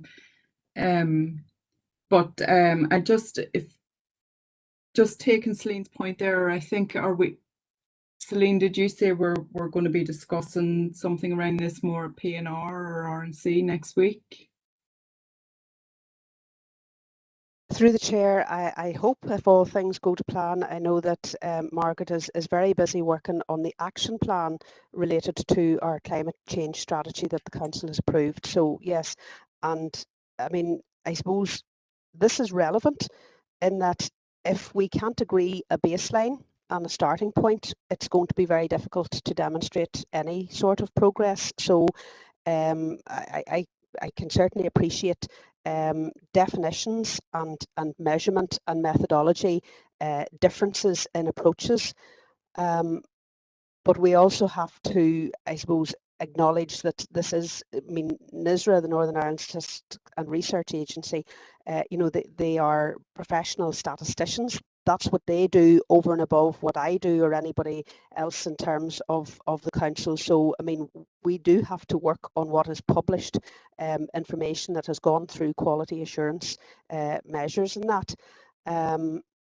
I've a couple of other comments to make, but maybe Councillor Curry, if the position is that we do hope to have a draft action plan for consideration next week. Yeah, thanks, Lynn, because I know we've been looking at that in the climate change resilience group as well. Just Chair, if I could, just around 2.4 there, where the extent of the road network in our district is likely to be a significant contributor to continual CO2 emissions. I think it's actually, I would suggest that the biggest factor actually is a lack of viable public transportation options, as we are forced into using cars because of our rurality, but also because there isn't a public transport network there. And we've talked about this at length in the council. We're not expecting public transport to be pulling up to everybody's door, but I mean it is just ridiculous. And I'm looking out my window here in my office. I'm sure other members doing the same. And I think I'd mentioned it before. I spent some time in Guatemala, and it's where the old American school buses go to they're reincarnated, reused, and become very useful. But that's the buses that we have going around here. They're sent from Belfast, and the old stock seems to be coming down to us. And there's a double-decker bus that comes past my house several times a day, and there's usually 1 or 2 people on it. So that's an example of how we really don't seem to be being considered or being given any consideration, and it makes it very difficult for us then to play the part we want to play in reducing our CO2 emissions. So I think we really need to be thinking, I'm not looking for answers tonight, but I do think that we do need to pull together some kind of meeting, working group, whatever it needs to be, to really look seriously at public transport in our district. What's the future of it? We've talked here about the rail network, and that at one time might have seemed like pie in the sky. I know several members have talked about the M1 that was supposed to come down here 50, 60 years ago, whatever it was, and still hasn't materialized. But we just, we're in this time where we're supposed to be reducing our emissions, and we are really getting no help whatsoever from departments responsible. So I think we need to do that, I think, and we need to pull that together. So maybe if a report could come, or an idea just to pull together all the people who need to be together to start looking at this seriously. Margaret, Chair. Thank you, Councillor Curry. And finally, and this is Councillor McAleer. Thanks, Chair. Yeah, I'm going to add my concern to the report, and I think not only that, the issues raised by Councillor Coffey are well made, but further to that, I think the report really, and Celine, you had referred to this, it's quite high level in terms of really how generic it is, and the lack of detail and focus in the NISA report, the 2 appendices or the 2 appendices that relate to it, to have any real meaning. Like, to really properly understand them, we would, or to analyze them really in any significant way, we would need to get a bit more detail on things like how many testing stations are within our district, how frequently they're tested, where are they located, where are they located, any of them located to particularly recognized polluting sources, etc. Like, there's quite a number of things that quite a number of variables there that aren't explained or aren't gone into in detail. Indeed, it's my understanding that our particular council district, and indeed some of our neighbouring districts, haven't been well served in terms of air quality analysis, and that would be something that obviously I'm particularly concerned about. I'm sure other colleagues of mine are also concerned about air quality going forward. So I'm wondering, can we go back to whether it's NISA or whether it's ONS to get a wee bit more detail in relation to that? Because I think really going forward, for looking after the residents of the Fermanagh and Omagh district, these are the details that we really need to be made aware of, and we need to hammer out, you know, just how badly are we being affected by not only the greenhouse gases, but the different pollutants that are being pumped into our airways. So I'd like to make that just as a proposal. Maybe we go back and follow up on that, Chair. Thank you. Thank you, Councillor. Is there a seconder just for that proposal before we take any more? Councillor Curry, you happy enough with that? Yes, Chair, could I just ask one question just that I forgot to ask there, please, just a brief one. It was just around the definition of land use change that's being is one of the statistics here. Do we know what actually that means? Because I don't understand it, just for a moment. Celine. Okay, Chair, I did read this, and I just can't recall, but it'll come to me hopefully in a minute. Now, I did read where it talked about land use, and you know, but I'll find that and come back to the member. In terms of writing and going back to, are we going back to NISRA, or are we going back to the Office of National Statistics, or are we going back to both of them? And exactly, you know, is again, we need to be specific in what we're going back to them on, because this is a published report. You know, they will refer us back to the published report and the key points and you know, the objectives of the published report. And I mean, I suppose there would be many people would say that having this type of information published is progress, and does help to give a baseline and does help to demonstrate in some respects that there is progress being made. But equally, I would accept that there, you know, the context of definitions and measurement may vary, but for the most part should be stated there. I do have to come back to the member in terms of the point on waste incineration, because I need to remind all members that we do produce residual waste. Residual waste is the waste that can't be recycled. Residual waste accounts for maybe 50%, upwards and 50% of the waste that is produced from our households, and it has to go somewhere. The options are that it goes into landfill or it goes to incineration. There are no other alternatives at this point in terms of markets available or disposal options available in Northern Ireland. So whilst we can raise concerns about incineration, we have to be realistic about what can be achieved in these areas.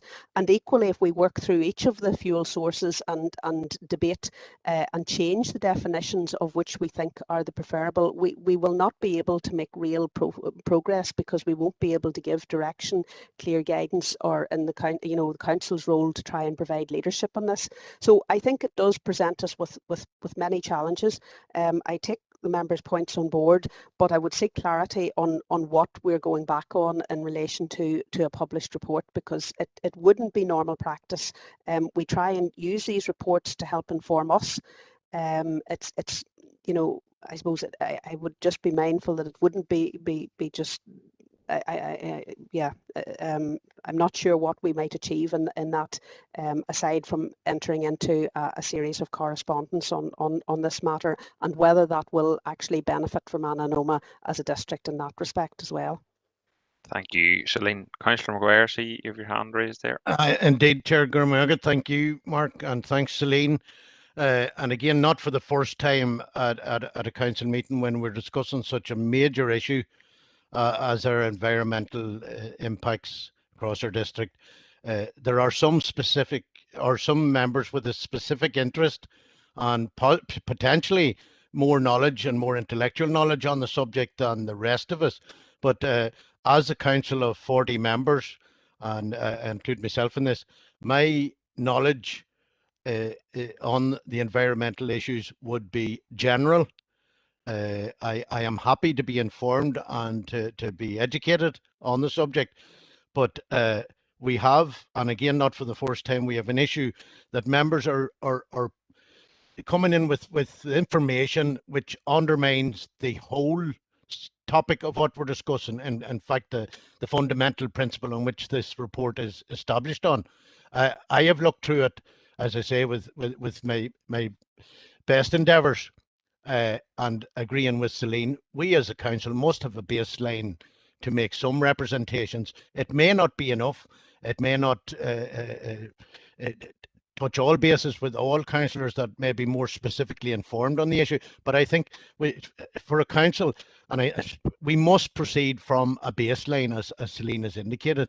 And if NISRA is producing these detailed data, and as I say, we refer to NISRA in a lot of statistics when we're discussing other issues, and we're happy enough to take their figures as sound, not least during the pandemic for our death rates, etc. I must say, I must impress on other members that have information that undermines the whole basis of the principle, but that they could possibly share that information with the rest of us councillors before we find ourselves in this position. If Councillor O'Coffey had a scientific document that stated something totally contradictory to what we're looking at tonight, and which we're trying to achieve a consensus of opinion going forward and giving some direction to our officers. And I understand Celine's frustration there at what are we questioning? Are we questioning the whole principle of what NISRA has based their report on? I'm not sure that that's a good position for us to be as a council. And as I say, we're a council of 40 members with specific interests in many issues. But for a report to come to us as a committee, for us to progress it, we must accept the document in front of us as being presented to us in good faith and with some credibility. And again, if there is a major issue and a councillor is aware of it, maybe some general information sent around the rest of us councillors prior to the meeting would help. But I certainly sitting here, I'm scratching my head. I've looked through the papers. I'm happy enough with the information the officer has given me. And again, we can all, as I said, we could, and the suggestion of a more general discussion about transport, etc., and farming and all the peatland and all the other issues pertaining to the environment is something we must progress. But I think we have to progress it from a baseline, as Celine indicated. And as I say, what's presented us, what we've looked at for the last 5 days, is what the majority of us is all we have to work on. So I'm quite happy with the report and the recommendations from the director at this stage. Thank you, Councillor. Could I take that as proposed, that you would propose a report first? Most definitely, Chair. Yeah. Thank you. And Councillor Deehan is in there as well. Yeah, thank you, Chair, and thank you, Celine, for your report. Yes, Chair, I'm happy to second the noting of this report. You know, I think that Celine is quite correct in what she says, that, you know, waste disposal for us is an enormous challenge. And how do we dispose of our residual waste? We have important targets to meet. And from my point of view, it is no longer acceptable to send residual waste to landfill. So we have to look at alternative methods of disposal, and we have to look realistically and practically at the issue of incineration. It's a controversial topic. Nobody wants to have an incinerator near them, but surely with modern technology and, you know, achieving extremely high temperatures with incineration, surely we should have some assurance of the safety of this process. But, you know, we have to have some way of disposing of our residual waste. Ideally, we would want to reduce and reuse, recycle as much as possible. There will always be residual waste. And I think that we have to be realistic in how we approach that challenge. Thank you, Chair. Happy to second the report. Thank you.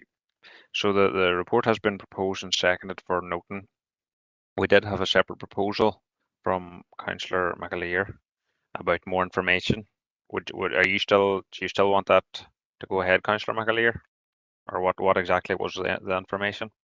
Yeah, Chair, so it's really find out, and yeah, I wish to pursue it, definitely. It's to find out, I suppose, the number of test stations, how frequently the air quality is being tested, where are they located, whereabouts are they located, are any located to polluting sources, and as I said earlier, like my understanding is that this district and our neighbouring districts are quite poorly served in terms of air quality analysis. So I would be keen to follow up on that.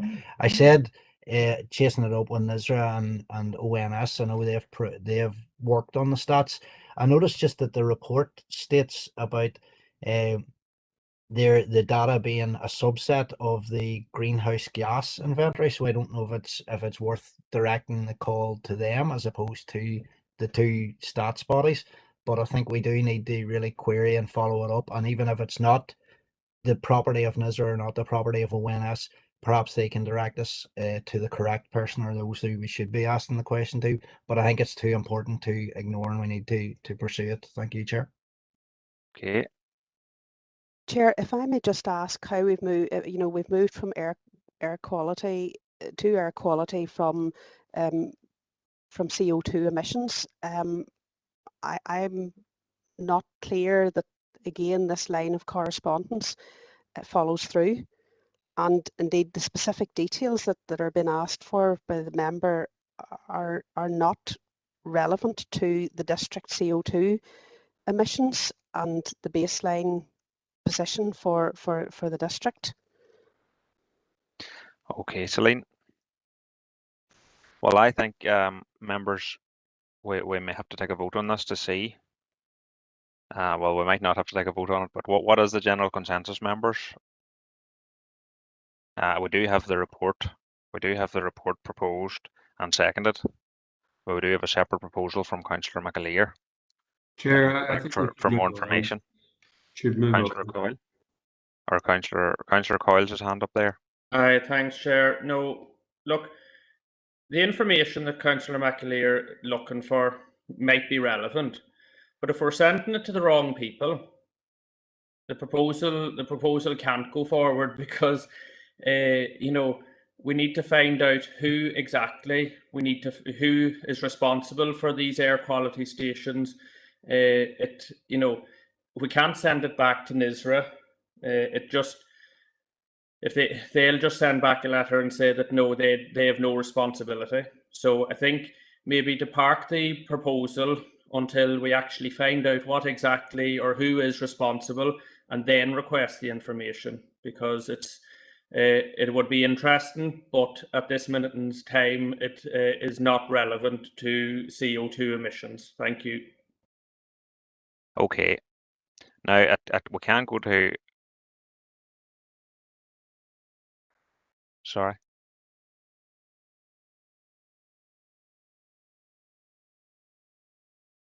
At a different stage. Yep. Okay.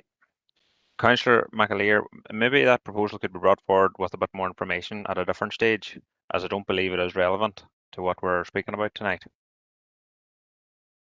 Which, Chair, just in relation to the stats that are included, I'm presuming that the breakdown of the likes of CO2, nitrous oxide, methane, where is that not in the air? Where is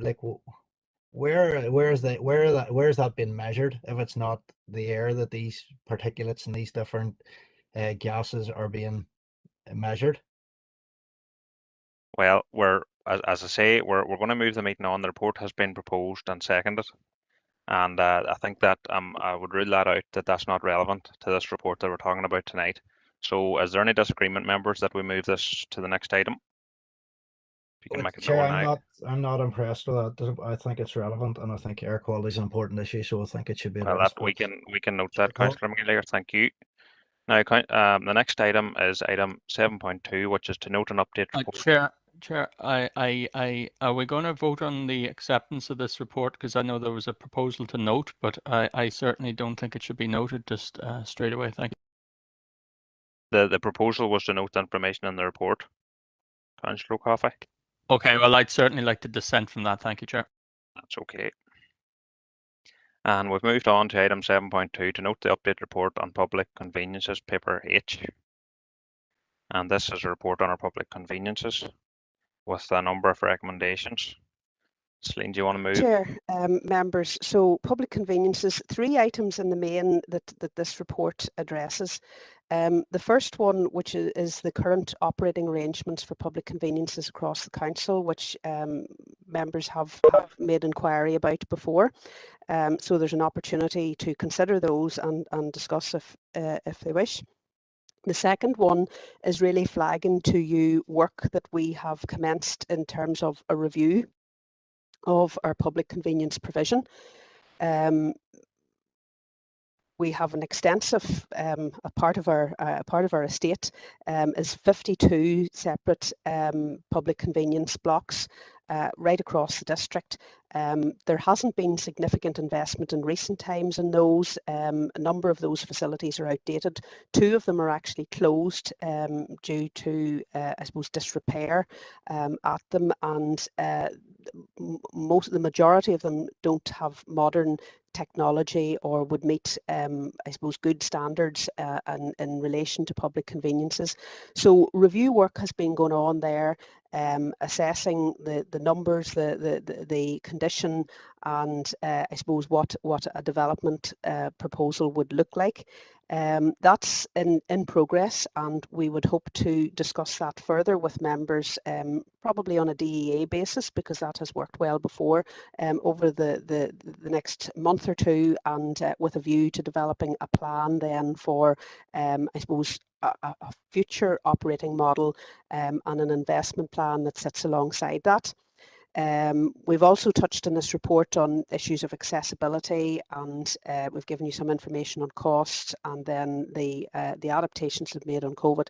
The final thing we cover off is just some information that was requested in connection with the Lisnaskea rural development project and the scheme that was agreed there, and the fact that there isn't a disabled access toilet in it because of the adjacency of similar facilities. So the recommendations in this report is really to note the update, to note the work that's going on in terms of the proposed review, to consider and approve the operational arrangements, and then to note the information in respect of the Lisnaskea Rural Development Project. Thank you, Celine. Councillor Thompson. Thank you very much. Oh, feedback. Sorry, I have to get on again. Sorry. There's a wee bit of feedback just from Councillor Thompson. We'll just move to Councillor Green. Can you hear me now? Yes. Try there now, Councillor Thompson. Sorry, I don't know what happened there, but thanks, Chair, and thanks, Celine, for the report. Very comprehensive.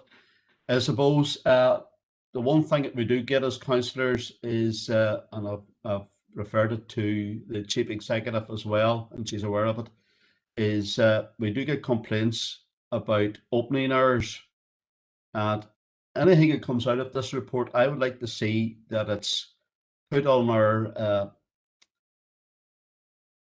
web page and our social media pages, and that the community is well informed of what we're doing and how we're going to do it.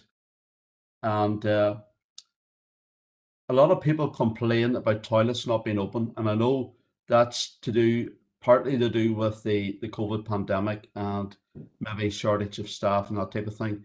But I think it's vital as we move forward that that information is put out into the public domain, and it's an all-informed network basically. So I'm happy enough to propose the recommendations, Chair, with those comments borne in mind. Thank you. Thanks for that, Councillor Thompson. Councillor Green. Thank you, Chair. Yeah, it's something similar to Councillor Thompson there. I'm kind of baffled at the idea that it would be safer during a pandemic to close the women's toilets, the men's toilets, and open the disabled toilet as the one and only toilet to use, thus making everyone go into the one toilet block. Surely that would have the opposite effect of having far more numbers going into the one small building or room in the building. and I'm sure there is staff is having to go around clean. So I'm not sure why toilets aren't back again in full. So I'd just like to have a detailed analysis of that from Dean if she can, because it just doesn't seem to add up. That's okay, Councillor. We'll come to you on that. Councillor Bernice Swift. Yeah, Gurmagad Kirlock, and thank you, Celine, for the in-depth report. And I am content that there's a substantive review being done regarding assessing the condition of our conveniences. I also support doing the review of that on a DEA basis. However, I would point out I'd have as much interest in our services in our main towns as my own rural area. So I would hope that the facility would be that we can all attend as we see fit. Just for those purposes, because it's not as if we just stay in our own little DEAs. We sometimes hit the big smoke and go to big places like Enniskillen and Omagh, and we'd like to be assured of the services. Celine, a very important point on 2.7.1, the UV, the sterilisation, and I think going forward, and pandemic and everything else has been mentioned, this is going to be an important issue, and I can imagine that there will be people changing the way they even do things. Can I just ask where it is mentioned at 1.3 about the reflective changing demographics or the needs of our community? Can you just expand on that a little bit on what exactly that means, please? Gurmagad. Okay. Thank you. Do you want another one, Celine, or to come Yeah, in? let's because I would like to also maybe bring in the head of service, Stephen Okay, Forrest, to perfect. make a few comments. Councillor O'Coffey is next. Yeah, thank you, Chair. Just two things really. The first is in relation to, I think there's an error just in one of the appendixes because Balnalek, there's a public convenience there which is allocated to the Enniskillen DEA on Appendix 1, but in Appendix 2 it's allocated to Erne West, and I think it should be in Erne West, but maybe you could just check that. The other thing is really well, it's just a note, and I think it's an important thing to note because it's a good insight that the usage of public conveniences in both Enniskillen and Omagh has increased significantly, and that's partially reflective of the COVID situation, but I think that would certainly add a strong basis for the retention of those facilities. The only other point really is in relation to the Lisnaskea proposal, and I note that it was agreed in consultation with the Lisnaskea Chamber of Commerce, obviously representing business interests in the town. And then at the end of the same paragraph, 2.9.3, it states that the project as agreed and endorsed by the local community. And I just would like to seek clarification as to whether there was actually an engagement with the wider community, or was it just the business community that was engaged on that one? Thank you, Chair. Thank you, Councillor. And Councillor Warrington. Thank you, Chair.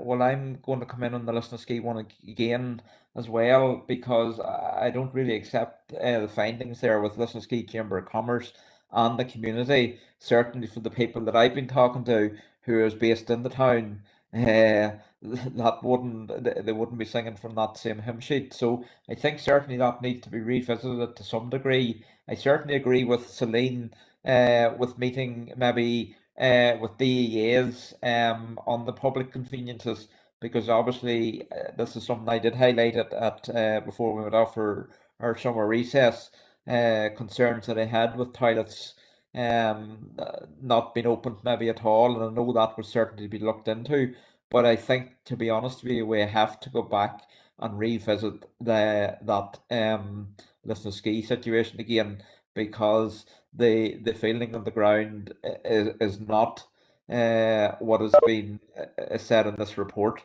and certainly you know, for the amount of money that has been spent on that building,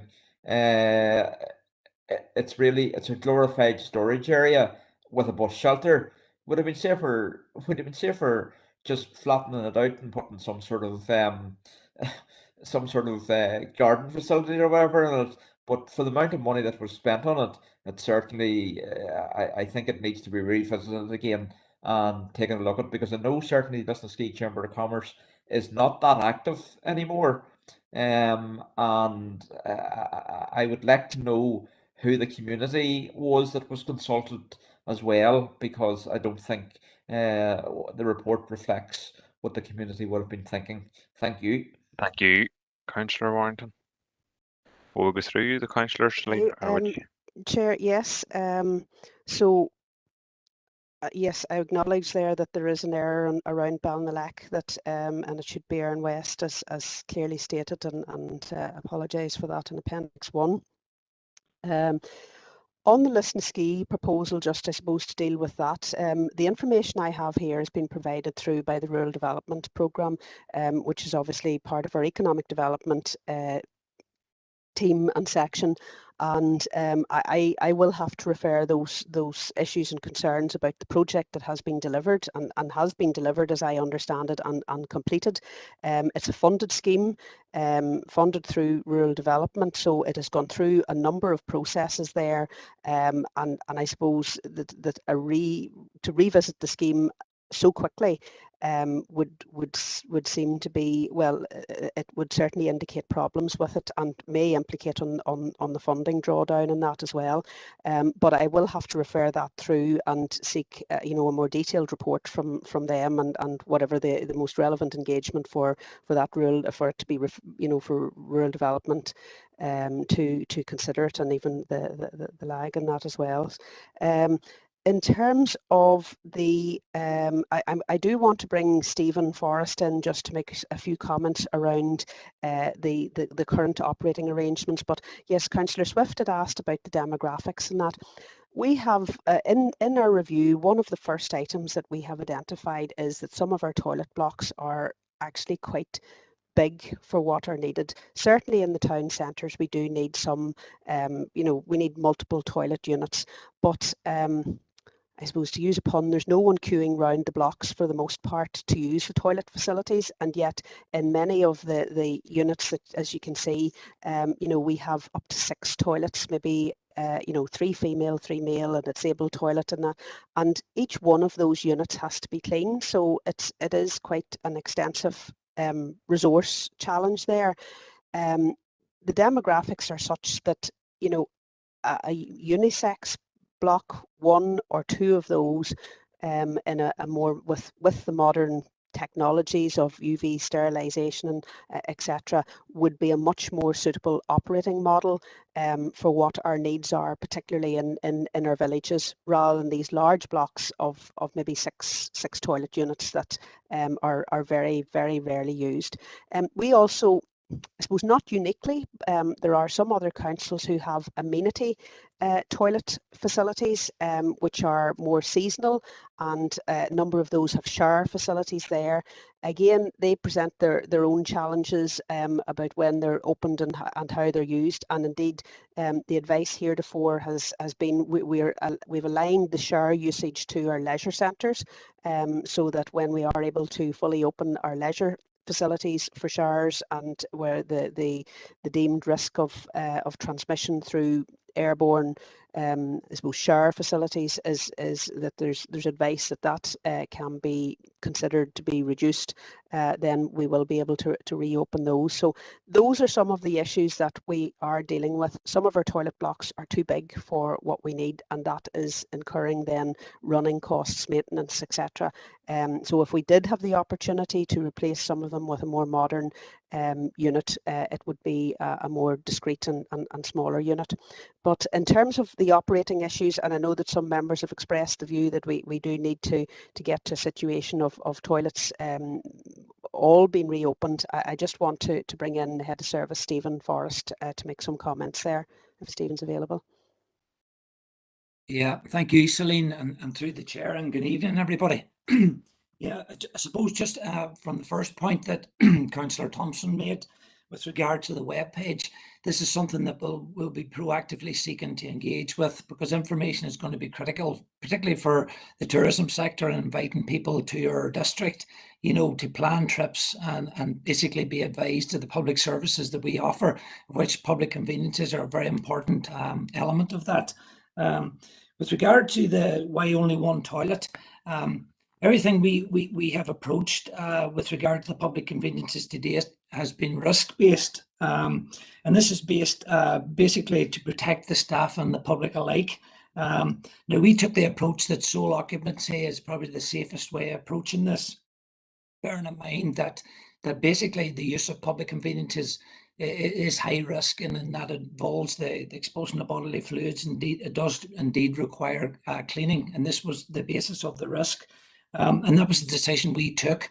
It has to be noted that we are operating in all the toilets that we have at the minute, or all the locations, at least one unit, and we've received no complaints on queuing at each one of them, which leads to the point that Celine's making, that basically that has given us information that might help guide and inform how we basically approach our public convenience provision in due course. In regards to the demographics, as Celine touched on for Councillor Swift, I mean, again, it's like the play parks. We have to ensure that we've got the public conveniences in the right places for the right reasons. Our public conveniences in urban areas fill a totally different function from those for the amenity ones. So we have to ensure that we've got amenity ones in the correct locations. And with regard to the comments on Listen to Ski, as Celine has alluded to, I think this has to be taken back and reviewed, and essentially it could form part of this overall review of the strategy. So thank you. Thank you, Celine and Stephen, for that. We have Councillor McAleer next. Thank you, Chair. Yeah, just like looking through the report here, item or point 1.3 notes that the current provision was inherited and does not maybe necessarily reflect the current need across the district. Point 2.1 compares provision by comparison with other districts, and I suppose I would query whether that comparison is really like for like, as being mindful of just that our district is the most dispersed rural council with plenty of local villages, clahans, etc. Item 2.6 looks at the cost of the provision, and 3.1 states that 35 staff are employed in public conveniences. Now, it's not clear if they're employed full-time to work with toilet cleaning or servicing duties, but I suppose on the gist of it, you'd be inclined to welcome a report, but I think it's important that we point out that the council needs to look at the complete picture and include the importance of public conveniences for growing tourism, the nature of our district, the importance of the employment generated, and the added value of the service provided. And if we're seeking to encourage and facilitate new tourism rurally and locally throughout this district, we must provide the necessary services, whether they're directly provided by the council ideally or in partnership with the community.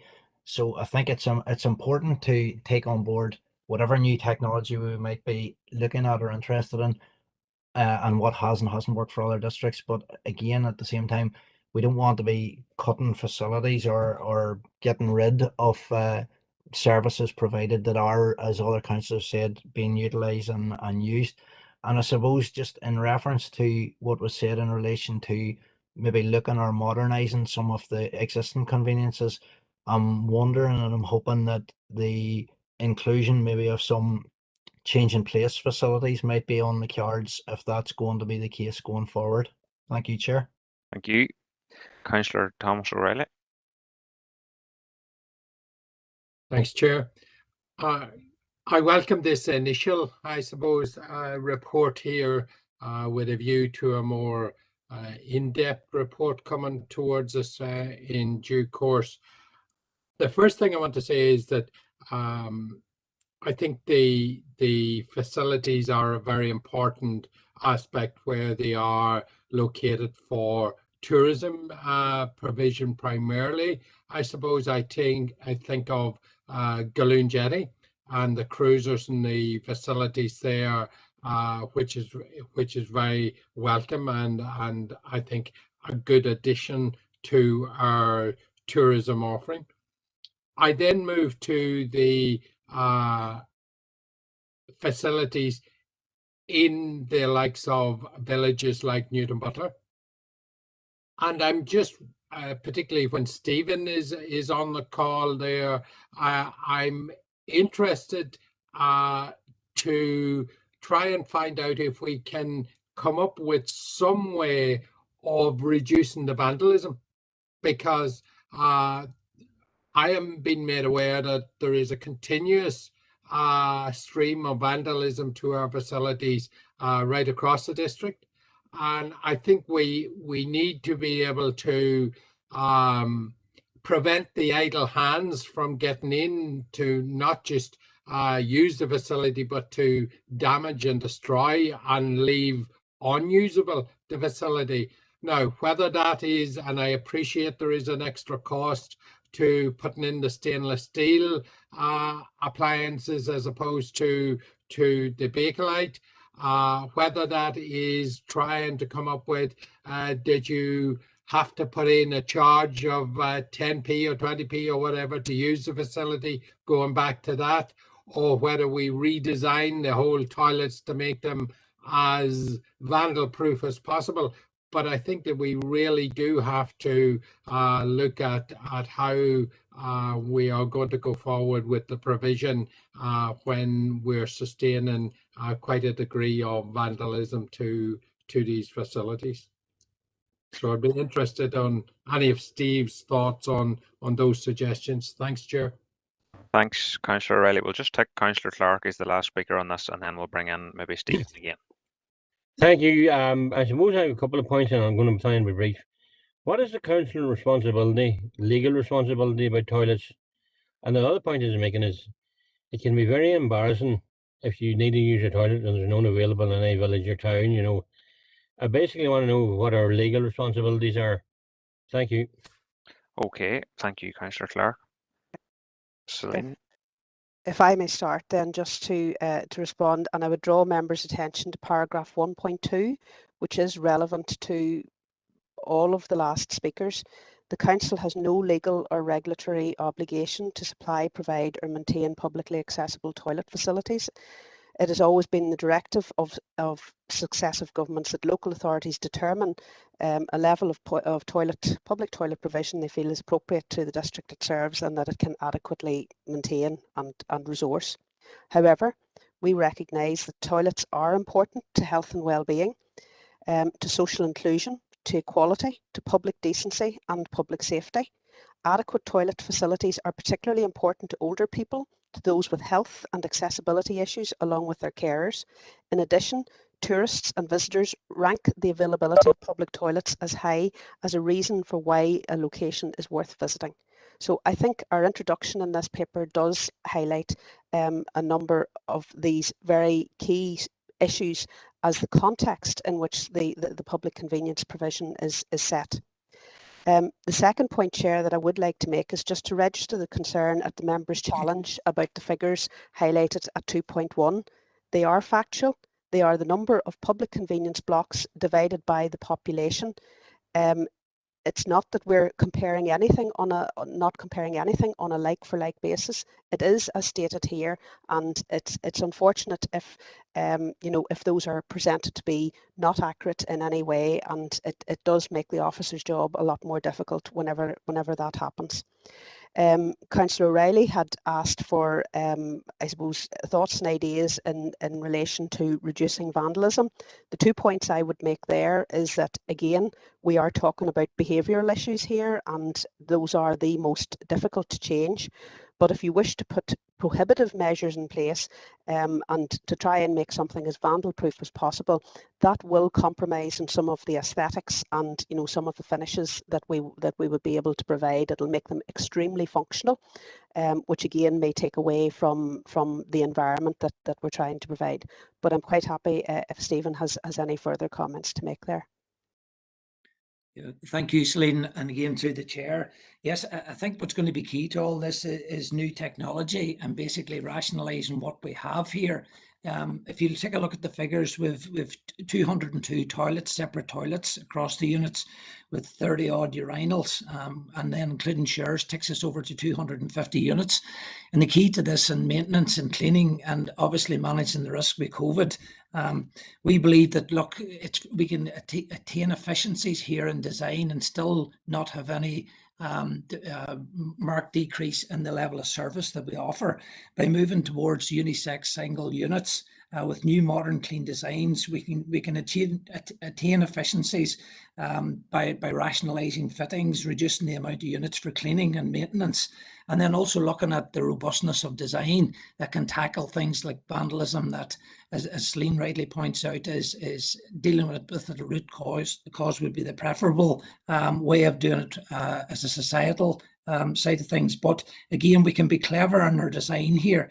Efficiencies can be achieved as well in auto lock provision, and this will ensure then that obviously the opening hours are adhered to as we advertise, and then we could possibly look and possibly if we do reduce through the COVID relaxation and the risk is reduced and we can reduce the amount of visits then through cleaning, then again more efficiencies can be made that way.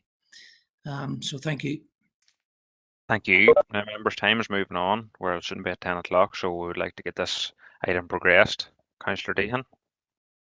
Thank you, Chair, and thanks to Celine and her team for the report. I think we have to be very careful when we are looking at our estate in terms of provision of conveniences.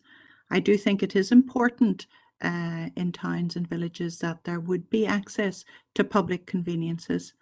And speaking as a doctor, I know that many people, elderly people in particular, require to use public conveniences on a very regular basis. It's important that that provision is there for them. It's important that that provision is clean and safe and well maintained. I tend to agree with Celine that perhaps we don't need quite so many cubicles in the one spot, except perhaps maybe for our main towns. But I think we have to be very careful when looking at how we replace toilets. You know, we had a very bad experience some years ago with our mobile all singing, all dancing cubicle, which unfortunately some people find themselves locked in and were therefore fearful of using it. I recall actually accompanying Kevin O'Gara and some other councillors on a trip to London to look at state-of-the-art public conveniences, and this was one of the ones that we actually came up with. So it was very disappointing that it turned out to be such a disaster and such a costly disaster. Perhaps technology has improved since then, and perhaps these pods or cubicles are more safe and effective. But I think, yes, high standards of hygiene and accessibility would be key, Chair. Thank you. Thank you. And there is that will have to be looked at in more detail in the future as well as we go down this road. Now, members, I had a proposal from Councillor Thompson that we accept the recommendations as is. Is there a seconder for that proposal? I'll second that, Chair. Thank you, Councillor Deehan. Is everyone in agreement with that and include the comments that have been made here tonight as well? I would see no dissent. Thank you, members, for that. The next item is item number 8, correspondence. 8.1 is to consider the CIWM affiliated organisation's six-month update, and there's a copy attached. This is just for noting. Could we have a proposer to note this, Councillor O'Coffey? Yeah, thank you, Chair. I don't mind proposing to note it, but I'm just I assume we're affiliated to this organisation because on page 4 and page 3 there's a very interesting section there where they're talking about basically opposing moves which could see councils taking a role in the management of separation of waste from collection from micro and small businesses, on the grounds that it is anti-competitive or might allow cherry picking. So I take it that that's actually aimed at the council authorities right across UK.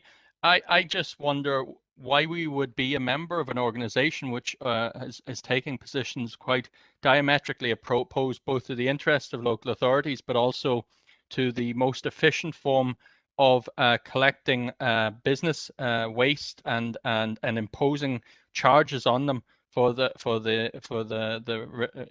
recycling of waste. So can I have some clarification on that? Thank you, Chair. Thank you, Councillor. Do you know the answer to that, Celine? Are we? Well, I may be able to deal with the member's inquiry. This is the Chartered Institute of Waste Management. They're a professional training body for the most part, but it is a UK-wide body, and we do have to appreciate that waste management approaches are very different, and indeed are much more significantly outsourced from local authorities in England and in other jurisdictions there. So it's not relevant as such to Northern Ireland.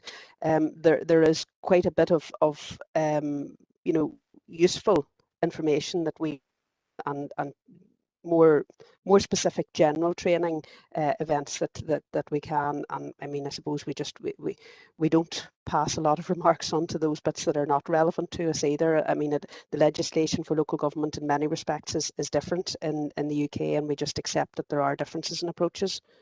Thank you, Councillor Mary Garrity. Thank you, Chair. Just second the note. Thank you, Mary, and Councillor Clark.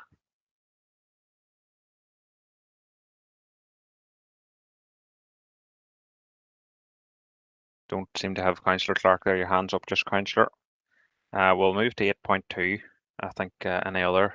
John has an item.